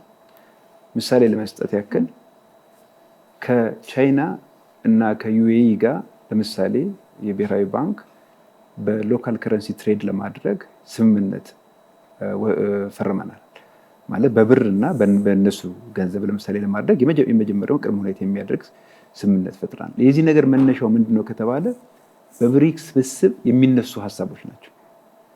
አንድ አገር የብሪክስ ስብስብ አባል ሲሆን የአንድ ቤተሰብ አባል ሆኖ ሊታይ ይችላል። የእነዚህ ሀገር ኢንቨስተሮችን በተለየ መልኩ ነው አገሩን የሚመለከቱት። ሁለተኛ የብሪክስ ስብስብ አባል መሆናችን የሚፈጥርልን እድልም መዘንጋት የለበትም። ምክንያቱም እዛ ስብሰባ ላይ ከነዛ ሰዎች ጋር ጎን ለጎን ተቀመጠሽ ስለተለያየ ጂኦፖለቲካል ጉዳይ፣ ዓለም አቀፍ ጉዳይ ስትወያይ ያ ፕላትፎርም ስላለ በምትወያይበት ጊዜ የተለያየ ሀሳቦች ይነሳሉ። ስለዚህ የብሪክስ አባል እንደመሆናችን መጠን ብለን ስንናገር ቨርሰስ እንደ ማንኛውም ተራ ግንኙነት ስናገር የተለያየ ውጤት ነው ያለው ማለት ነው። ስለዚህ አሁን ያለውን የልማት እንቅስቃሴ የሁለትዮሽ ግንኙነት ለማጠናከር የበለጠ ጉልበት ኃይል ይሆናል። ግን ቅድም እንዳልኩት ይህን ነገር ይህን ፋይዳ የበለጠ መጠቀም የምንችለው እኛ ደግሞ በቂ ዝግጅት ስናደርግ ነው። እኔ የማየው ብሪክስን እንደ ባፌ ነው፣ ምግብ የቀረበበት ባፌ ነው። እሱን እያየን ሂዶ የማንሳት ያለማንሳት ጉዳይ የኛ ነው። እነሱ ጎትቶ ምግቡ እንድናነሳ ሊያስገድዱን አይችሉም። ስለዚህ በቱሪዝም ላይ ለምሳሌ እድል አለ ከተባለ የኛ ቱሪዝም ላይ የሚሰሩ ሰዎች የብሪክስን ኢኒሺዬቲቭ ተጠቅመው የቱሪዝም ፕሮዳክት ካላመጡ ባፌው ውጭ እንዳለ ነው የሚቀረው ማለት ነው። ስለዚህ የኛ ቅድመ ዝግጅትና በጣም በንቃት መሳተፍ ግድ ይላል ማለት ነው። አይ ቲንክ ቅድም ዶክተር ጌዲዮን ማንስቶት የነበረው የብሪክስ አባል ሀገራት ወደ 50% የዓለም አቀፍ የህዝብ ቁጥርን ይይዛሉ ማለት ነው። ስለዚህ ከቱሪዝም ስትራቴጂ ጋር ላልከው ይገናኛል። ሁለት ነገሮችን በጨምርና በእኔ በኩል አንደኛው ነገር ይሄን ካልኩኝ በኋላ ደግሞ ሁለተኛው መረሳት የሌለበት ራሱ የብሪክስ ኢኒሺዬቲቭ የሚያስቀምጣቸው ኢንስትሩመንቶችና ተቋማት አሉ። አንደኛው የኒው ዲቨሎፕመንት ባንክ ነው። ተጨማሪ ፋይናንስ በተለይ ኢንፍራስትራክቸር ላይ መሰረተ ልማት ላይ ፋይናንስ የምናገኝበት እድል ይፈጥራል። ሁለተኛ በተደጋጋሚ የማይነገር የኮንቲንጀንት ሪዘርቭ አሬንጅመንት ይባላል። ይሄ ምን ማለት ነው? እንደ IMF አገሮች ጊዜያዊ የሆነ የውጭ ምንዛሬ እጥረት ሲያጋጥማቸው አክሰስ ሊያደርጉት የሚችሉት በብሪክስ ከረንሲ አክሰስ ሊያደርጉት የሚችሉት ፋሲሊቲም ራሱ ብሪክስ አለ። ስለዚህ በሂደት የነዚህ ተቋማት አባል በምንሆንበት ጊዜ የልማት ፋይናንስን የጎደለውን የልማት ፋይናንስ ለመሙላት እድል ይዞ እንደሚመጣ ማየት ይቻላል ማለት ነው። ስለዚህ የልማት ሁኔታችን ለማፋጠን ብሪክስ በእኔ በኩል በጣም የተለየ እድል ይዞ እንደሚመጣ በዚህ አጋጣሚ ለመናገር ነው። ግን በረጅም ጊዜ ደግሞ ካሰብሽው ይሄ በአጭር ጊዜ ነው። በረጅም ጊዜ ካሰብነው መቼም የውጭ ግንኙነት ሁሌ በረጅም ጊዜ መታሰብም ስላለበት ቅድም ዶክተር ጌዲዮን መነሻው ላይ እንዳለው የዓለም ወደ 40% የሚደርስ ጂዲፒ ይመስለኛል እና ከግማሽ በላይ የሚሆነው ህዝብ ያለው በብሪክስ ስብስብ ነው። ስለዚህ እነዚህ አሁን ያለው ሁኔታ እንደዚህ ሊቀጥል አይችልም። የዓለም ሴንተር ኦፍ ግራቪቲ የስበት ማዕከሉ ወደ እነዚህ ሀገሮች መሄዱ አይቀርም። ስለዚህ ስትራቴጂክ በሆነ መልኩ የእኛን ኢንተረስት ሄጅ ለማድረግ ከዚህ ስብስብ ውስጥ ንቁ ተሳታፊ መሆን፣ እዛ ጠረጴዛ ላይ መቀመጥ ወደፊት 15-20 ዓመት ወደፊት በምናይበት ጊዜ የእድገት ምንጭ የሚሆኑ ሀገሮች እነዚህ ስለሆኑ ከነዚህ ሀገሮች ጋር በቴክኖሎጂ በኢኮኖሚ መተሳሰሩ የኢትዮጵያን መጻኢ የኢኮኖሚ እድል የበለጠ የተሳካ እንዲሆን ያስችላል። ስትራቴጂካሊ በጣም ኢምፖርታንት እንደሆነ በዚህ አጋጣሚ ለመናገር ነው። ክቡር ጠቅላይ ሚኒስትር በንግግራቸውም አጽንኦት የሰጡት የነበረው ኢንተርብሪክስ ትሬድ መጠናከር አለበት፣ ትስስር መጠናከር አለበት የሚል ነው። ሌላ የሚያነሱት የነበረው ያው ቴክኖሎጂም ብሏል ማሞ፣ በግብርናም በኩል ትብብር በአርቲፊሻል ኢንቴሊጀንስም ተብሎ ነበርና የካዛን ዴክላሬሽን ብዙ እንትኖችን ይዟል፣ ይዘቶች አሉት። በተለይ ለኢትዮጵያ ምን ጠቀሜታዎች አሉት? አሁን ከተነሱት ከነዚህ ፒላሮች ጋር እዛው ደግሞ ኦፕን ሴሽን ላይ የመሪዎች ጉባኤ ላይ የተነሱ ደግሞ አናውንስመንቶች ነበሩ፣ እኛን ተጠቃሚ ልንሆንባቸው የምንችላቸው። ትዝ ከሚለኝ መሀል አንደኛው እንግዲህ ቻይና አድርገዋለው የቴክኖሎጂ ሴንተሮች ያለቻቸው ማስፋፋያዎች ነገሮች አሉና ከዚህ ከካዛን ዴክላሬሽን ተነስተን እኛ ምን ተጠቃሚ ልንሆንበት እንችላለን እንደ ሀገር፣ እዛም አናውንስ ከተደረጉት ያው ማሞም ቡፌ ሲለው የነበረው ምን ነገሮች አሉልን የሚለውን ትንሽ ብታብራራልን አምባሳደር። ጥሩ። የቅድም በተለያየ መልኩ ብሪክስ ለምን ገባን ከሚለው ተነስቶ ያሉ ሰዎች በተለያየ መልኩ ባላቸው የመረጃ ቅርበት አኳያ የሚያነሱት እኔ ባንገባ ኢትዮጵያ የምታክል ሀገር ትልቅ ህዝብ በአፍሪካ ፖለቲካ ላንድስኬፕ ላይ ሂስትሪ ላይ በብዙ የምንጠቀስ ሀገር ባንገባ ነበር ትልቅ ጥያቄ መሆን የነበረበት። ምክንያቱም ተፈጥሯዊ ነው። አብዛኛውም ንግዳችን ከቻይና ጋር ነው። የንግድ ልውጣችን ከህንድ ጋር ነው። የኢንቨስትመንት ፖርትፎሊዮ ከቻይና ነው የሚመጣው። በርካታ በዚህ ሀገር ትልቅ ኢንቨስትመንቶች የንግድ ልውጦች በምናይበት ሰዓት ወደዚህ ያደላ ነው። ከደቡቡ ያለን የንግድ ልውውጥ በጣም ያደላ ነው። ሌላው አዲስ ባዕድ አካል ተሄዶ የተመሰረተ ተደርጎ የተሰበሰበ ተደርጎ መወሰድ የለበትም። እነዚሁ ሀገሮች ትልቆቹ የዩኤን የሴኩሪቲ ካውንስል አባል የሆኑ ሀገሮች፣ መስራች የሆኑ ሀገሮች፣ የዓለምን ጂኦፖለቲካ በንግዱም በኢኮኖሚ አጠቃላይ የያዙ ሀገሮች ናቸው። ከነዚሁ ሀገሮች ጋር ትልቅ ዴሞክራሲ የምንላቸው እንደ ህንድ ያሉበት ስብስብ ነው። ከዚህ ስብስብ ጋር መቀላቀላችን በጣም ትክክለኛና የረጅም ጊዜ የውጭ ግንኙነት የአገራችን የመልማት የማደግ የመበልጸግ ስትራቴጂ ታሳቢ ያደረገ ተደርጎ መወሰድ ያለበት ነው። በዚህ የ16ኛው ዲክላሬሽን ጋር በተያያዘ በርካታ በሁለትዮሽም ግንኙነታችን በጣም ያጠናከርንበት በጋራ ስብስቡም በፕላትፎርሙም የአገራችን ለረጅም ጊዜ ሲታገልባቸው የቆዩ መርሆዎች በጣም ፕሮናውንስ ያደረግንበት፣ ለምሳሌ ኢንክሉሲቭ ግሎባል ኦርደር እንዲኖር፣ አካታች የሆነ የፋይናንሽል አርኪቴክቸር እንዲኖር፣ ስናራምደው የቆየ ነው።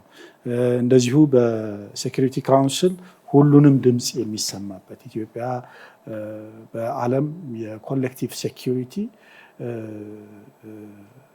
ትልቅ አስተዋጽኦ ያላት ሀገር ናት። ከኮሪያ ጀምሮ የዓለም ሰላም እንዲጠበቅ በማድረግ ረገድ የተጫወተች ያለችው አሁንም የተጫወተች ያለችው አፍሪካን በማረጋጋት ፓሲፋይ በማድረግ ረገድ ትልቅ ስራ እየሰራ ነው ያለ ነው። እነዚህ ፕሮናውንስ ያደረግንበት ግሎባሊ ያስተዋወቅንበት መድረክ ነበር እና በዲክላሬሽኑ ውስጥ በዋነኛነት የተቀመጡት አንዱ የፓርትነርሽፕ ሞዴሉ እኛ እንግዲህ ዘንድሮ በሩ ጠቧል አይደለም፣ ባንገባ ለፓርትነር ነበር ለአጋርነት ነበር የምንለምነው። የፓርትነር ሞዴል የተባለውን 14 ሀገሮችን በፓርትነር ሞዴልነት የጸደቀበት ነው አንዱ ዲክላሬሽኑ ትልቁ ኮር ከሚባሉ ጉዳዮች። ሌላው የሴኩሪቲ ካውንስል ሪፎርም በዋነኛነት ኢትዮጵያ ለዘመናት ስትታገልበት የነበሩ የአፍሪካ ድምፆችን ሳይሸረሸሩ በብሪክስ ዲክላሬሽን ውስጥ እንዲገባ የተደረገበት ነው። ይሄ በተለይ የኤልዙዊንና የሰርጥ ዲክላሬሽን አፍሪካ በሴኩሪቲ ካውንስል ሪፎርም ውስጥ ከተደረገ ወደፊት ሪፎርሙ ሲደረግ የአፍሪካ ቮይስ እንዲካተት በሚደረግበት ጊዜ አፍሪካውያኖች ተስማምተው በጋራ ተወካዮቻቸው የሚወክሉበት ሁኔታ እንዲኖር በሚል የተካተተው ትልቅ ውሳኔ ነው። እዚህ የዛ አካባቢ በተለይ ሁሉንም አፍሪካ ሊወክል የሚችል የእኛንም ብሔራዊ ጥቅም በዛ በአፍሪካ ውስጥ ተካቶ እንዲገባ የተደረገበት አንድ ትልቅ ዲክላሬሽን ነው። በሌላ መልኩ በዲክላሬሽኑ ውስጥ በፒስ ኤንድ ሴኩሪቲ በሰላምና ደህንነት አንዱ ፒላር የተካተተበት ነው። በተለይ የዓለም ሰላምን በተመለከተ የተካተተ ነው። ሌላው የኢምፓክት ኦፍ ክላይሜትን የክላይሜት ተጽዕኖን ሚቲጌት የአየር ንብረት ለውጥን ሚቲጌት ሊያደርግ የሚችል እንደዚሁ በባዮዳይቨርሲቲ ኮንሰርቬሽን ላይ የተካተተው። ሁለተኛው የኢኮኖሚ ትብብርን እንደዚሁ የፋይናንሻል ትብብርን ለማጠናከር የተካተተው።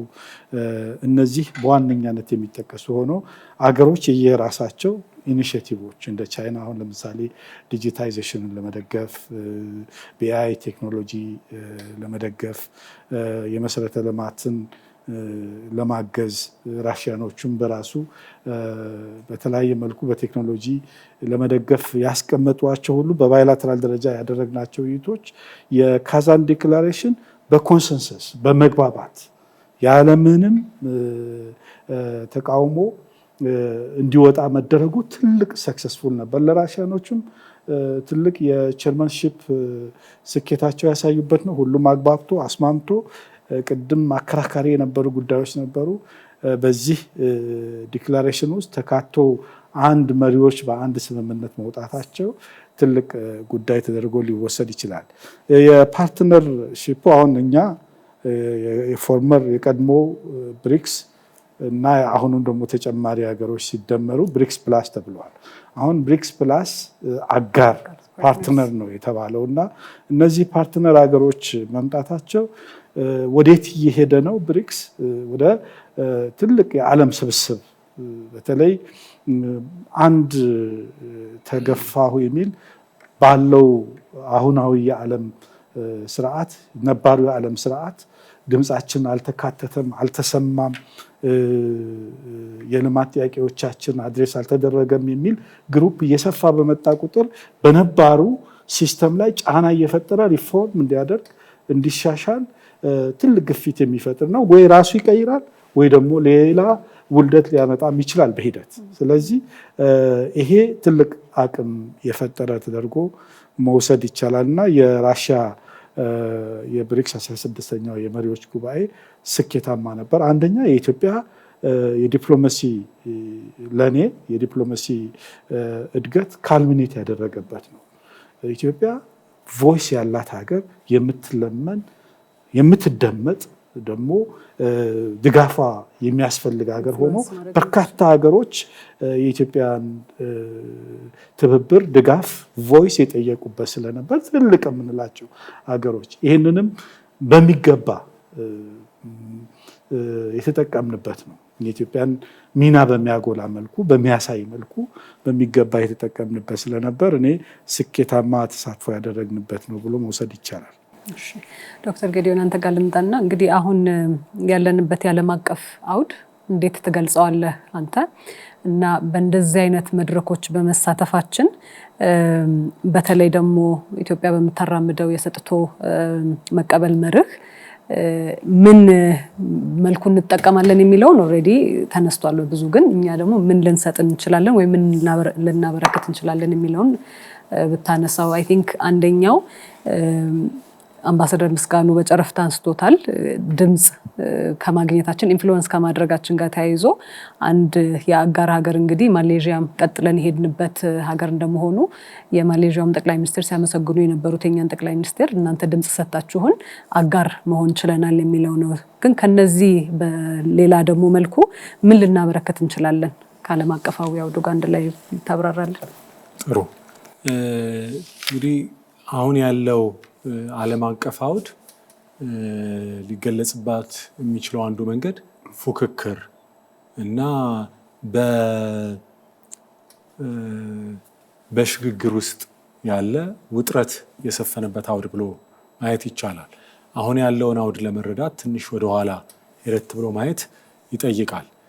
እንደ አውሮፓውያን አቆጣጠር በ1945 የሁለተኛው የዓለም ጦርነት ካበቃ በኋላ ነው እንግዲህ የአሁኑን የዓለም ስርዓት ቅርጽ እንዲይዝ የተደረገው።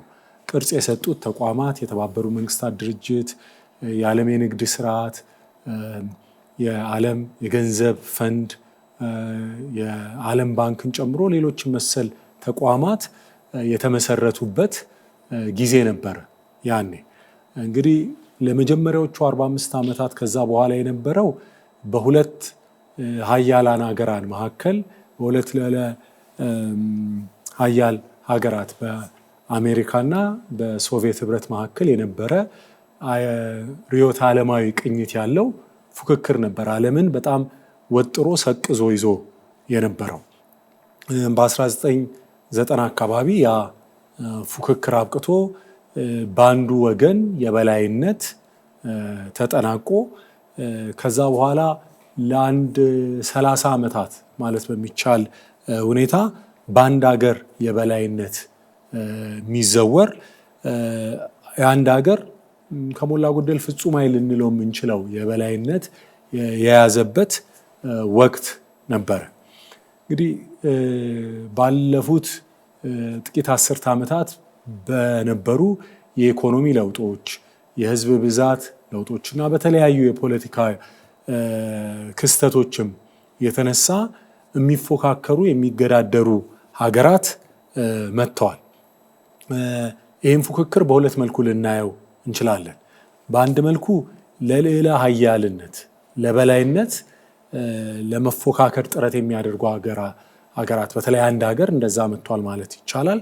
ከዛ መለስ ደግሞ ለልዕለ ሀያልነት ባይሆንም መካከለኛ ኃይል ተብለው በየአካባቢያቸው በጣም ተጽዕኖ ፈጣሪ የሆኑ በጸጥታ፣ በደህንነት ጉዳዮች፣ በኢኮኖሚ ጉዳዮች አቅም ያላቸው ተጽዕኖ ፈጣሪ የሆኑ መደመጥ የሚፈልጉ ተገዳዳሪ ኃይሎች መጥተዋል።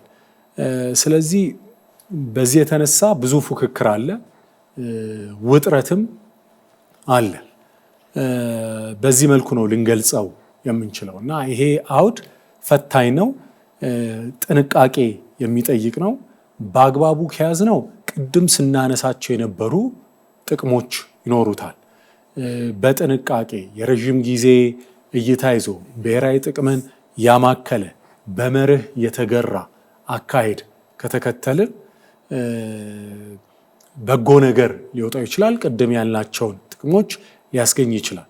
ነገር ግን በጥያቄው ላይ እንደተነሳው ይሄንን ነገር ማየት ያለብን እኛ ምን እንጠቀማለን ብለን ብቻ መሆን የለበትም። የአጭር ጊዜን ነገር ብቻ አይተን መሆን የለበትም።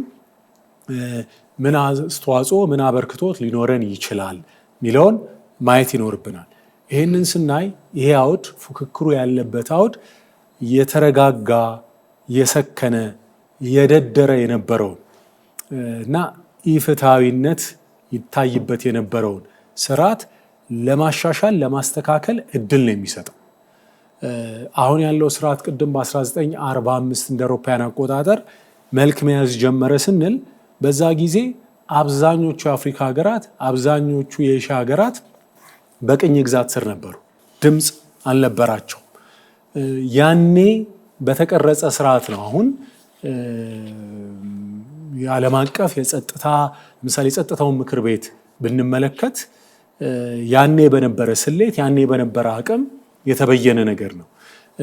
ቅድም ማሞ ሲያነሳው የነበረው የአይኤምኤፍ ኮታ ውክልና እና በሌሎች ተቋማትም የምናየው ተመሳሳይ ነገር ነው። ስለዚህ ይህንን ነገር ለማረም ለማስተካከል ወቅቱን የዋጀ እንዲሆን ለማድረግ ይሄ ፉክክር እድል ይሰጣል። የሚሰጠው እድል አንደኛው ወገን ሌላኛውን ወገን አስገድዶ እጅ ጠምዝዞ ብቻ ሳይሆን ሌላኛውም ወገን ከጊዜው ጋር ለመራመድ ከወቅቱ ጋር አብሮ ለመሄድ ሲል መስተካከል ያለባቸውን ነገሮች እንዲያይና እንዲቀበል የተሻለ እድል ይፈጥራል። ስለዚህ ይሄ እድል ሲፈጠር ይሄንን እድል ለመጠቀም እኛ እንደ አንድ ትልቅ የአፍሪካ ሀገር አፍሪካን በመወከል የአፍሪካ ድምፅ በመሆን የረዥም ጊዜ ታሪክ እንዳለው ሀገር በዚህ ጊዜ የአፍሪካ ድምፅ ሆነን ከሌሎች ወንድምና እህት የአፍሪካ ሀገራት ጋር አብረን ልንሰራ ይገባል። ቅኝ ግዛትን በመታገል አፓርታይድን በመታገል የረዥም ጊዜ ተሞክሮ ያለን ጥሩ ስም ያለን ሀገር ነን። አፍሪካውያን ወንድሞቻችንና እህቶቻችን በዓለም አቀፍ መድረክ ላይ ለመናገር እድል በማያገኙበት ጊዜ ድምፅ መሆን የቻልን ሀገር ነን። አሁን ደግሞ ተባብረን አንድ ላይ ሆነን በተደመረ ኃይል ድምፃችንን ብናሰማ ይበልጥ አካታች ሚዛኑን የጠበቀ ፍትሃዊ የሆነ ዓለም አቀፍ ስርዓት እንዲኖር ለማድረግ እድል ይኖራል፣ አስተዋጽኦ ልናበረክት እንችላለን። ያ ደግሞ ጠቀሜታው ለሁሉም ነው። የተሻለ ሰላምና መረጋጋት እንዲኖር፣ የተሻለ እድገትና የኢኮኖሚ እንቅስቃሴ እንዲኖር በማድረግ ደቡቡንም፣ ሰሜኑንም፣ ምስራቁንም ምዕራቡንም የሚጠቅም ስለሆነ በዚህ ረገድ የምንጫወተው ሚና ለአፍሪካ ብቻ ሳይሆን ለዓለምም እንደሚደረግ በጎ አዎንታዊ አስተዋጽኦ ሊታይ ይችላል ማለት ነው።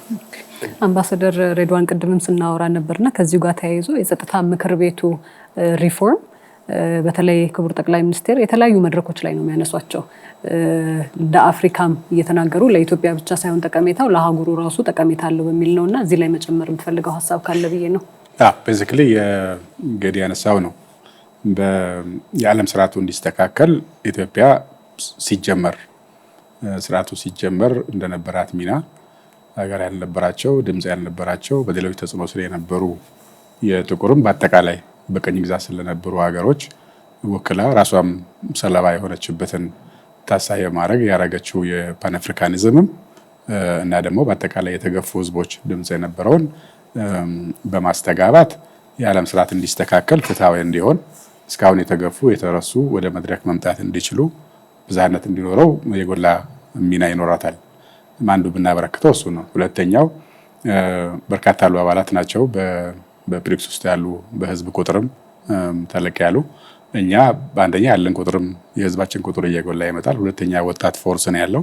በአንድ በኩል የኢንቨስትመንት ዴስቲኔሽን እንሆናለን፣ በሌላ በኩል ደግሞ እያደገ ያለ ኢኮኖሚ ያለን ከኛ ቀደም ብለው ደግሞ ለሄዱት የልማታቸው የኢንዱስትሪያቸው ግብዓት ደግሞ እናቀርባለን። ስለዚህ በዴስቲኔሽንም በመላክም የሚኖረው ሚና ትልቅ ይሆናል። ሁለተኛ ካቻፕ የምናደርጋቸው እኛም የእድገት ዘርፎቻችን ለብሪክስ አባላትም ለዓለምም ማቅረብ የምንችላቸው ፕሮዳክቶች ይኖሩን ይሄዳሉ። አሁን ባለን ደረጃ ሳይሆን የዛሬ 5 ዓመት የዛሬ 10 ዓመት የዛሬ 15 ዓመት እያለ ሲሄድ ካለን ራዕይ በአፍሪካ ከምንደርስበት የኢኮኖሚ ደረጃ በዓለም መጫወት ከምንችለው አቅማችን ጋር ተያይዞ የኛ ድርሻም አሁን ብሪክስ ውስጥ ከኛ ላቅ ብለው ካሉት ሀገሮች ጋር የሚስተካከልም በዛ ደረጃ መሄድም ስለሚሆን እኛ የምናበረክተው አስተዋጽኦ እየጎላ መሄድ ይችላል ማለት ነው። ከጸጥታው ጋር ተያይዞ አንዱ ኢትዮጵያ በወዳጅነት ማፍራት ለዓለም ሰላም ካበረከተችው አስተዋጽኦ ከኮሪያ ጀምሮ ከኮንጎ ጀምሮ በሌሎችም የአፍሪካ ሀገሮች ጋር ያደረግነው ሰላም ለመልቲላተራሊዝም ለብዝሃነት መድረክ ለአብሮነት ለአጋርነት ለሰላም ካበረከተችው አስተዋጽኦ አንጻር ይሄ ተደማጭነት እየጎላ እንዲሄድ ሁለተኛ የተለያዩ ችግር ባለባቸው ሀገሮች አሁንም እንደምናደርገው የማቀራረብ የማስታረቅ ልዩነቶች እንዲፈቱ የማድረግ ሚናዋም እየጎላ ከመሄድ ጋር ተያይዞ ኢኮኖሚው ሲያድግ ተደማጭነቱ እየጎላ ሲመጣ አሁን ካለንበት ከፍ ስንል በቀጠናችንና በአህጉራችን ብቻ ሳይሆን በብሪክስ አባላትም በብሪክስ ደግሞ ስብስብ ጋር ተያይዞ ሌላውንም የዓለም ጫፍን ለማስተካከል ሰላም ለማምጣት በሚደረገው ላይ ጎላ ያለ ድምፅ ይኖረናል ማለት ነው። እቃም እናበረክታለን፣ ንብረት ቴክኖሎጂ እናበረክታለን፣ ዴስቲኔሽንም እንሆናለን፣ ለጸጥታው ደግሞ ድምፅ እንሆናለን። ለተጎዱ ከዚህ በፊት እንደምናደርገው እንደ ካልቸራችን እንደ ነባር የኢትዮጵያ ዲፕሎማሲ ባህል እሱን አጉልቶ ለመሄድ ይሆናል የምንከተለው። እና ዳይመንት ነው አንድ ጎራ ውስጥ አለመወሸቅ ነው። በሁሉም ቦታ የተሻለ ድምፅ ሆኖ አቀራራቢ ድምጾች ይዘን ነው የዘለቅ ነው። ይህንኑ በማጉላት የተሻለ አሁን ጡንቻ ይኖረናል ማለት ነው። ድምጻችን ጎላ ብሎ መሰማት የሚችልበት አንገታችን ቀና ብሎ መሄድ የሚችልበት እድላችን እየሰፋ ይመጣል ብሎ መውሰድ ይቻላል። አይ ቲንክ በጣም ብዙ ሀሳቦች ተነስተዋል። የሚያጠሩ ነገሮችም የኛ የዚህ ቡድን መቀላቀላችን ምንድነው ለሚለው ጥያቄ በጣም ብዙ ነገሮችም አብራርታችሁልናል። የኢትዮጵያ የሀገሪቱን የዲፕሎማቲክ ጀርኒ ከዛ ጋር የተጣጣመ መሆኑንም ያለውም የውጭ ጉዳይ ፖሊሲ ጋር እንደሚጣጣም አንዱ ጎራ ላይ ሰፈረ አካሄድ ሳይሆን የራሳችንን ኢንትረስትንም በጠበቀ መልኩ እንደሆነ በጣም ብዙ ሀሳቦች ተነስተዋል። እንግዲህ ለማጠቃለል ሁላችሁንም እድሉን ሰጣችሁና ጎይንግ ፎርወርድ ምንድን ነው? ምክንያቱም ማሞም ቅድም አንስቶት የነበረው እንደ ቡፌ ነው ብሏል። አሁን ብዙ ነገር ቀርቦልናል። ከዛ ራሳችንን ተጠቃሚ ለማድረግ ምን አይነት ዝግጁነት ያስፈልጋል? ህዝባችንን በምን መልኩ ነው የበለጠ ማስረዳትም እና ማነቃቃትም ያለብን? እንደ መንግስት ተቋማትም ምን አይነት ዝግጁነት ይጠበቅብናል? ቅድምም እንደተባለው ከጥቂት ዓመታት በኋላ እንደዚህ አይነቱን መድረክ ራሱ በሀገራችን ሆስት የማድረጉም እድል ስለሚኖር ጎይንግ ፎርወርድ ምንድን ነው ማድረግ ያለብን የሚለውን እድሉን እንሰጣችኋለሁ። የገባንበት ይህ ስብስብ ቅድም እንደተባለው ተጠናክሮ እንዲወጣ ኢትዮጵያ በተለይ በዚህ ከገባን አንድ ነገር በጉልህ ያሳየ ነው። የትም በአፍሪካ ህብረትም በዩኤንም በተለያዩ መድረኮች እያደገ የመጣ ይሄ ባላንስ የማድረግ ሚድል ግራውንድ የመሆን የተለያዩ ኃይሎች ጽንፍ ሲይዙ የምንጫወተው ሚና በዚህም ያሳየንበት ነው። እንግዲህ ቅድም ብሪክስ በራሱ መድረኩ የአይዲዮሎጂ መድረክ አይደለም ብለናል። የብዙ ስብስብ ነው። የብዙ ፍላጎት ያላቸው ሀገሮች ስብስብ ስለሆነ አንድ አይነት የምስራቅ አይዲዮሎጂ ብቻ ወይም የምዕራብ አይዲዮሎጂ ያለበት አይደለም። በዛ ውስጥ ፍትጊያዎች አሉ። በፍትጊያ ውስጥ እኛ በተሳተፍንባቸው መድረኮች ሁሉ ባላንስ አድርገን ወደዚህ ባላንስ እንዲመጣ የተጫወትነው ሚና ትልቅ የዲፕሎማሲ ስኬት ተደርጎ መወሰድ ያለበት ነው። እዚህ ቪዚቢሊቲያችንን በጣም የጨመረ ነው። ብሪክስ ውስጥ የኢትዮጵያ የነባር ማስታረቅ ባላንስ የማድረግ በዓለም አቀፍ መድረኮች የምትጫወተው ሚና በዚህኛውም አጉልተን ያሳየንበት ስለሆነ በተለይ ተሳትፏችን ተደማጭነታችን ከፍ እንዲል የብሪክስ ስራዎቻችን በስፋት በጠለቀ መልኩ መስራት ይኖርብናል። ትኩረት ሰጥተን እያንዳንዱ ተቋም በርካታ ሰፊ የሆነ የትብብር ማዕቀፎች ስላሉ ከቅድም ማሞስ ያነሳቸው የነበሩ 30 በላይ ሜሞራንደም ወደ ሀገራችን አስማምተን እያመጣን ያለንበት ነው። ከሀገራችን ሕግና የፊት ፖሊሲዎች ጋር ይጣጣማሉ የሚለውን እየሄድን ያለው እነዚህ ተቋማቶች ሁሉ ትኩረት ሰጥቶ ከየዘርፉ ምን እንጠቀማለሁ ብሎ በተለይ ይህንን ጥቅማችን የማስፋት ጉዳይ ትኩረት ሊሰጠው ይገባል የሚል ነገር አለኝ። አሁንም ባላንስ የማድረግ በዲፕሎማሲ ውስጥ እየተጫወትን ያለ ነው። ከሌሎች ሀገሮች ቀረቤታን፣ ተደማጭነትን ተቀባይነትን እየጨመረልን ስለሆነ በተለይ ፓርትነር የሆኑ ሀገሮች ወደፊት ወደ ሙሉ የመምጣት አምቢሽን ያላቸው ስለሆነ ከነዚህ ሀገር ያለን ትብብርን ጭምር ኢምፓክት የሚያደርግ ነው፣ ተጽዕኖ የሚያደርግ ነው። ስለዚህ ይህንን ሚናችን አጠናክረን መስራት ይኖርብናል የሚለውን መውሰድ ይኖርብናል። ሌሎችም እንዲጨምሩ ምናልባት ማሞ ይህን ስትመልስ ቅድም ነግሬህ ነበርና በማህበራዊ ሚዲያ ላይ አንዳንድ ወጣቶች የሚጠይቋቸውም ጥያቄዎች አሉና ፐርሰናላይዝ አድርገውት ነው በላርጅ ስኬል ሌቭል ብቻ ሳይሆን እኛ የብሪክስ አባል በመሆናችን ለወጣቶቹ ከአንትረፕረነርሺፕ ጋር ከትምህርት ጋር ምን እድሎችን ይፈጥሩልናል የሚሎችም ነገሮች ስላሉ ከዛ ጋር አያይዘህ ምን እድል ይፈጥራል ኢንዲቪጁዋል ሌቭል ለሚያስበውም ሰው ማለት ነው። እሺ 3 ነገር ልበልና መጨረሻ ላይ እሷን አድሬስ አደርጋታለሁ። አይ ቲንክ እኔ እንደለ ማጠቃለል በጣም ቁልፍ ነገር የሚመስለኝ የመጀመሪያው ነጥብ የኢትዮጵያ የቀደመ የዲፕሎማሲ ታሪክን ማስታወስ ግድ ይላል። የኢትዮጵያን በእኔ እምነት የኢትዮጵያ የቀደመ የዲፕሎማሲ ታሪክ ወዳጅነትን የማብዛት ታሪክ ነው። የኢትዮጵያ የቀደመ የዲፕሎማሲ ታሪክ ሚዛናዊ አካሄድ መከተል ነው። ሶ ይሄ ዳይቨርሲፋይድ የሆነ ፓርትነርሺፕ እና ባላንስድ አፕሮች ሚዛናዊ አካሄድና ወዳጅነትን ማብዛት ታሪካችን ነው፣ የዲፕሎማሲ ታሪካችን ነው። በዚህም ፈርቀዳጅ ነን። ስለዚህ ይህን አጠናክሮ መሄድ ቁልፍ ነገር ነው። የመጀመሪያው ነጥብ እሱ ነው። ሁለተኛ ቅድም አምባሳደር ሬድዋን ያለውም እኔ ማስረገጥ የምፈልገው ነገር እኛ የዚህ ጎራ ወይም ደግሞ የዛ ጎራ ወገን የምንቀላቀል ሰዎች እና ሀገርም አይደለንም ማለት የሆነ በጎራ ፉክክር ውስጥ ራሳችን ውስጥ የምንሰነቀር ሀገር አይደለንም። ውግንና ካለ ውግንናችን ከራሳችን ብሔራዊ ጥቅም ጋር ነው። ስለዚህ ውግንናችን የሆነ ግሩፕ አለ። ውግንናችን የራሳችን ሰልፍ ኢንተረስት ነው። ስለዚህ የኛ ብሔራዊ ጥቅማችን ደግሞ ቅድም ዶክተር ጌዶ እንዳነሳው የልማት የብልጽግና ጉዳይ ነው።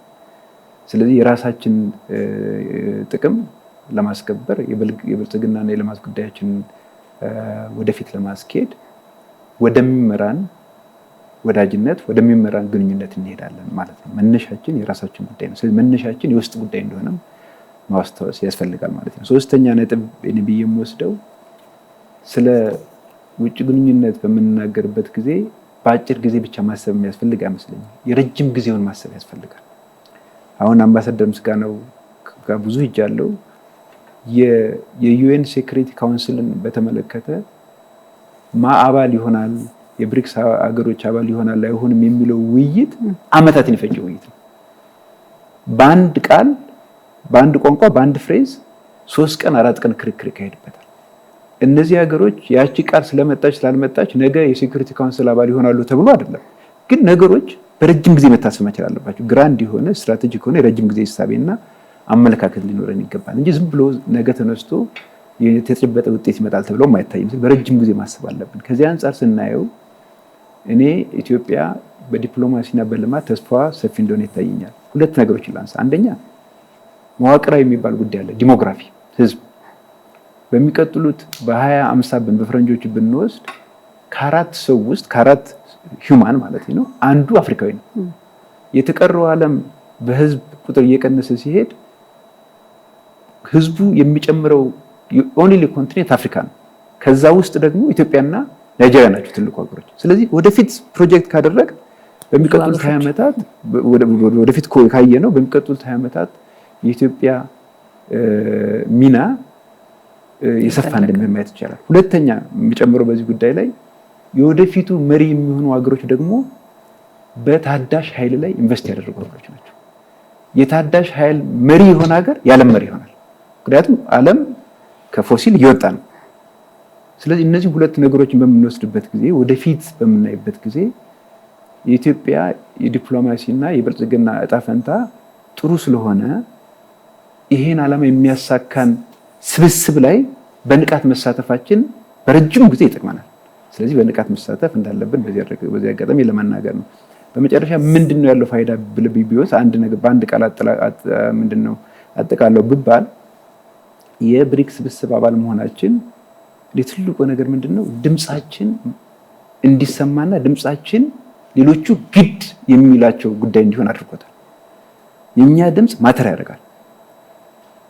ምክንያቱም ራሱ የብሪክስ ስብስብ ቅድም እንዳልኩት በስምምነት ውሳኔ ስለሚያርፍበት እኛ የምንለው እኛ የምንደግፈው እኛ የምንቃወመው ሌሎችም ግድ የሚላቸው ጉዳይ ይሆናል ማለት ነው። ይህ ትልቅ ውጤት ነው የሚሆነው። በመጨረሻ ለጠየቅሽኝ ጥያቄ መልሴ ቅድም ያልኩት ነው። ከዚህ ስብስብ ውስጥ ምን እናገኛለን ከተባለ በእኛ ዝግጅት የሚወሰን ነው። በዚህ ስብስብ ውስጥ አዳዲስ ሀሳቦችን ማንም ሊያፈልቅ ይችላል፣ ማንም ሊያመጣ ይችላል። ስለዚህ እኛ የሀገራዊ ጥቅም ነን ብለን የምናስባቸው የሳይንስ እና የቴክኖሎጂ ሊሆን ይችላል፣ የስራ እድል ፈጠራ ሊሆን ይችላል፣ የሄልዝ ሊሆን ይችላል። ማናቸውም ነገር በዛ መድረክ ላይ አምጥተን ሌሎቹ እንዲተባበሩ ጥያቄ ልናቀርብ እንችላለን። በዛ መልኩ ይህም ጉዳይ ሊታይ እንደሚችል እንደው ለመናገር ነው። አምባሳደር ሬድዋን እዚሁ ላይም ትጨምርልኛለህ። ግን ከአንተ ጋር ውይይታችንን ስንጀምር በትውስታ ነበር የጀመርነው እና ያን ጊዜ አልፈን እዚህኛው ስብሰባ ላይ ስትገባ ምን ስሜት ተፈጠረብህ የሚለውንም በትውስታም ከአንተ ብንጨርሰው ብዬ ነው። መልካም። በመጀመሪያ ምን እናደርግ የሚለው ላይ ወሳኝ እሱ ስለሆነ ምን እናደርግ የሚለው ማሞ ከሚለው ጋር የሚሄድ ነገር አለው። አንደኛ እዚህ ስብስብ ውስጥ መግባታችን የኢንቨስትመንት እድል ይጨምራል ብለናል። ማሞ እንዳለው በእኛ ዝግጅት ይወስናል የተባለው አንደኛ ኢዝ ኦፍ ዱይንግ ቢዝነስ በዓለም 40ኛ ነን 50ኛ ነን 30ኛ ነን ሳይሆን አንደኛ ከሆኑት ውስጥ እኩል መሆን አለብን። አንደኛ የሆኑት ጋር ለመድረስ የሚከለክልን ነገር ስለሌለ በዚህም ምክንያት በስብስብ ውስጥ ኢንቨስትመንት ኢትዮጵያ ውስጥ ይጨምራል ሲባል እድል እንላለን ሲባል እነሱን ተከትሎ ሌላኛው ዓለም ትርጉም ያለው ኢንቨስተር ኢትዮጵያ ውስጥ የመምጣት ፍላጎት ይኖረዋል ማለት ነው። የብሪክስ አባላትን ኢንቨስትመንት ከሳበን ለኢንቨስትመንት ያለ ምቹነት ይጨምራል፣ የምናመርተው ይጨምራል፣ አቅም ያለው የሰው ኃይላችን ይጨምራል። ስለዚህም ሌላኛውን ፍላጎት ያሳድራል ማለት ነው። ለብሪክስ አባላት ዘግተን ለሌላው የምንከለክለው ኢንቨስትመንት አይደለም ያለው። ተደማጭነት በጎላ ቁጥር ዴስቲኔሽን መሆናችን በጨመረ ቁጥር የኛ መስተንግዶ በተሻሻለ ቁጥር እዚህ ሰርተው አትርፈው የሚሄዱ ሰዎች እየበዙ በሄዱ ቁጥር ስለዚህ እኛ የማግኔት ነው የምንሆነው ማለት ነው። ማግኔት ለመሆን ቶሎ ብለን ሪፎርማችንን ማሳካት ቢዝነስ ፍሬንድሊ ኢንቫይሮንመንት መፍጠራችንን ማረጋገጥ ነው። ለዚህ ዋናው ነገር ደግሞ ሊሆን የሚችለው ወደ ራሴ የሚያደላው ያለው አሁን እኛ ያደረ ሂሳብ እያወራረድን ነው። ያደረ ቁርሾ ሂሳብ ለማውረድ እየሄድን ነው። የዛሬ 5 የዛሬ 10 የዛሬ 20 ዓመት የሚመጣው መሪ ያደረ ሂሳብ ሊያዋርድ አይገባም። የተከማቸ ጥሪት ነው መመንዘር መቻል ያለበት። ስለዚህም አሁን እኛ ውስጥ ያለ ሰላም መልክ መያዝ አለበት። የምናሸንፈው እንደ ሀገር ነው፣ እንደ ትውልድ ነው። የሆነ ቡድን፣ የሆነ ሰፈር፣ የሆነ ቀበሌ፣ የሆነ ፓርቲ አይደለም የሚያሸንፈው። ዓለም ያየን እንዳንሰበስብ ነው። ሲጀመር አጠቃላይ አፍሪካን በተለይ መንገድ ከመጣን ኢትዮጵያን በተናጠል ከሆነ የኢትዮጵያን ገጽታ ባጎላን ቁጥር ኢትዮጵያ ውስጥ መጥቶ ተደስቶ የሚሄድ ሰው እንዲጨምር ባረገን ቁጥር ስለ ኢትዮጵያ በጎነት በመሰከርን ቁጥር እንደ ኢትዮጵያዊ ደግሞ በሄድንበት ሁሉ ብቁ ሆነን በተገኘንና ስለ ኢትዮጵያም የተሻለ ነገር ባበረከትን ቁጥር ያ ሰውን በግለሰብ ደረጃ ይከበራል። ኢትዮጵያም እንደ ሀገር ገጽታዋ መሻሻል ይጀምራል። ገጽታዋ ሲሻሻል ደግሞ የተሻለ ድሏ ይሰፋል። ስለዚህ አሸናፊ የሚባሉ ሀገሮች ፖቴንሻላቸው ብቻ ሳይሆን በውስጣቸው የፈጠሩት ሃርሞኒ ነው፣ መስተጋብር ነው። መስተጋብር ያለው ማህበረሰብ ከፈጠርን፣ መግባባት ያለው ማህበረሰብ ከፈጠርን ቀጥሎ የሚመጣው ቱሪስት አይደለም። አንደኛው የሚጨምረው ከኢንቨስትመንት ቀጥሎ ቱሪዝም ነው። ቱሪዝም የብሪክስ አባላት ብቻ አይሆንም፣ ግን ብሪክስ አባላት ያለው እምነት ቶሎ ሊጨምር የሚችል ይመስለኛል። እኛ ልናሳየው የምንችለው ብዙ ነው።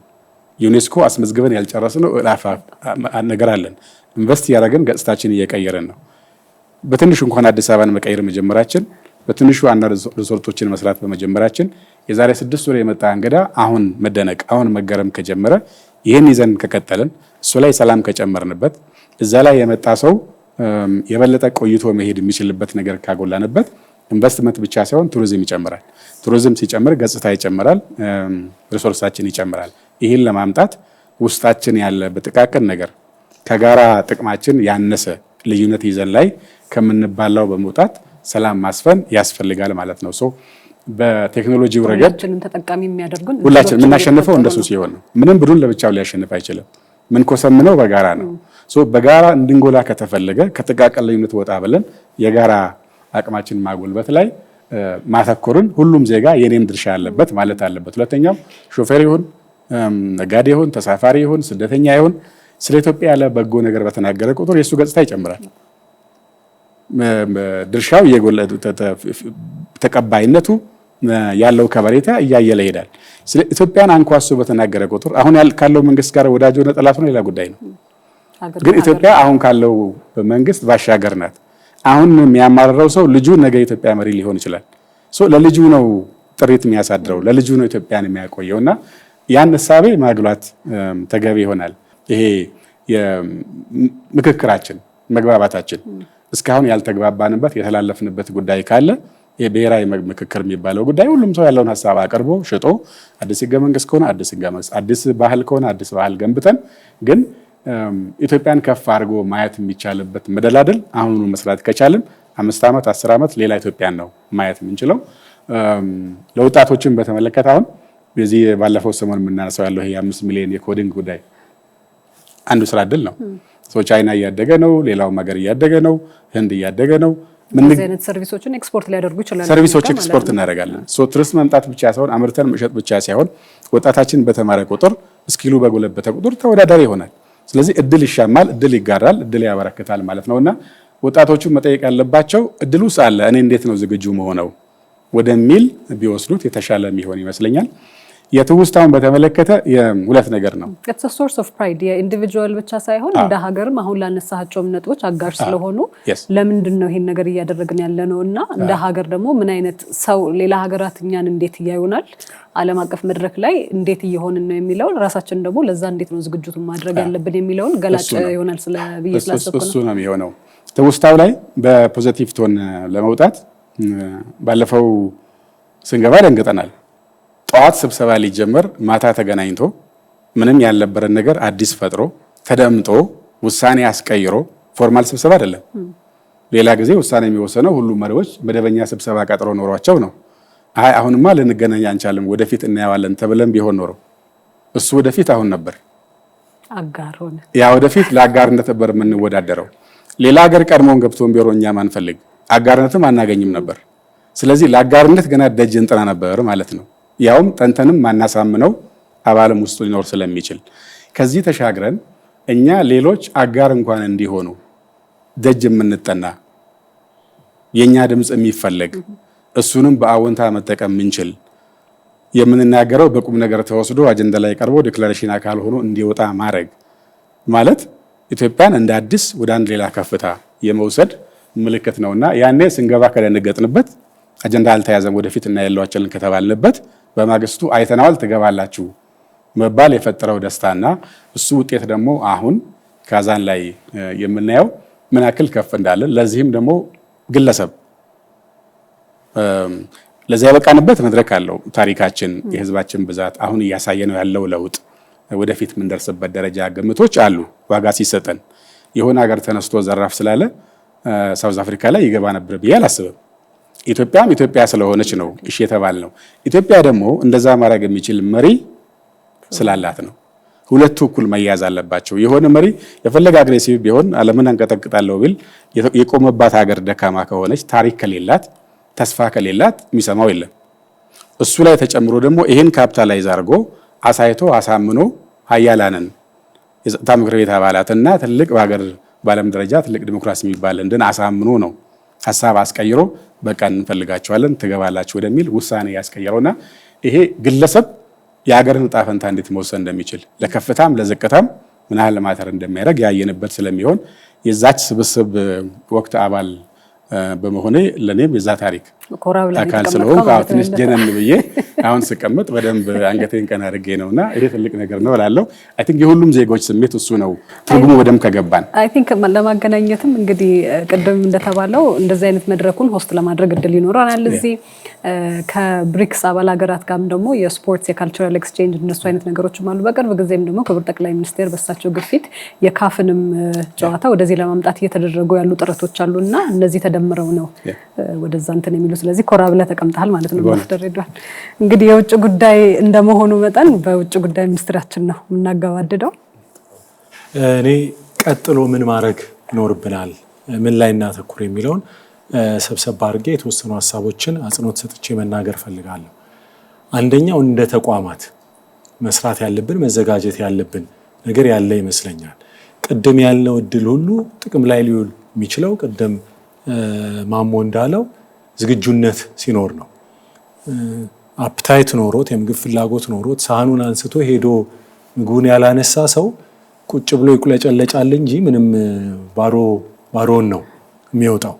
ተቋማቶች ስንል የዲፕሎማሲ ተቋማቶች፣ የጸጥታና የደህንነት ተቋማቶች፣ የአስተዳደር የመንግስት የኢኮኖሚ ተቋማቶች፣ የፋይናንስ ተቋማቶች የመጣው እድል ምንድን ነው?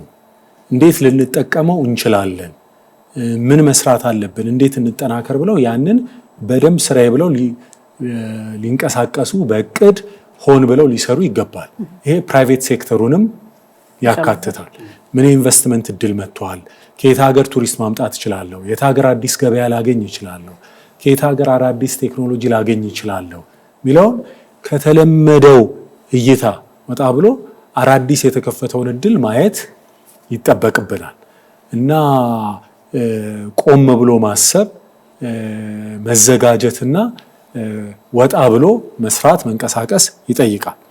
ሌላው ደግሞ እንደ ህዝብ እንደ ሀገር ዓለም እኛም በሚያይበት ልክ ቅድም ማሞ ሲያነሳው በነበረው ልንደርስበት በምንችለው ልክ ሊያይ ይገባል።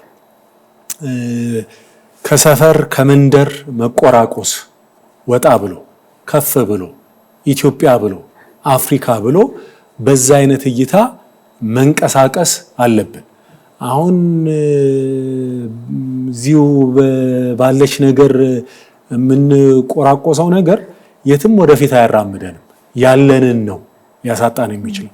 እዚህ አንድ ላይ ሰብሰብ ብለን ተባብረን በውስጥ ያለውን ጉዳይ መነጋገር ያለብንን ነገር ተነጋግረን እልባት ሰጥተን ጠንካራ ስንሆን ይህንን እድል ይበልጥ ልንጠቀምበት እንችላለን። ማንንም ከፍ ማንንም ዝቅ አያደርግም። ይሄን የምናደርጋቸው ነገሮች ሁላችንም የውጭ እይታው አንድ ላይ ነው የሚያዩን ማለት ነው። ከሌ ብሎ አይደለም ዲፋይን የሚያደርገው። ኤግዛክትሊ። አሁን ደርግ እኮ የኃይለ ሥላሴን መንግስት በአብዮት የገለበጠ በጣም ያንን ስርዓት ያወገዘ መንግስት ነበረ። ግን በኃይለ ሥላሴ ጊዜ የተሰሩ የዲፕሎማሲ ስራዎች የሀገር ጥሪት ሆኖት ያንን ተጠቅሞ የሆነ ነገር ወደፊት ፈቅ ማድረግ ችሏል።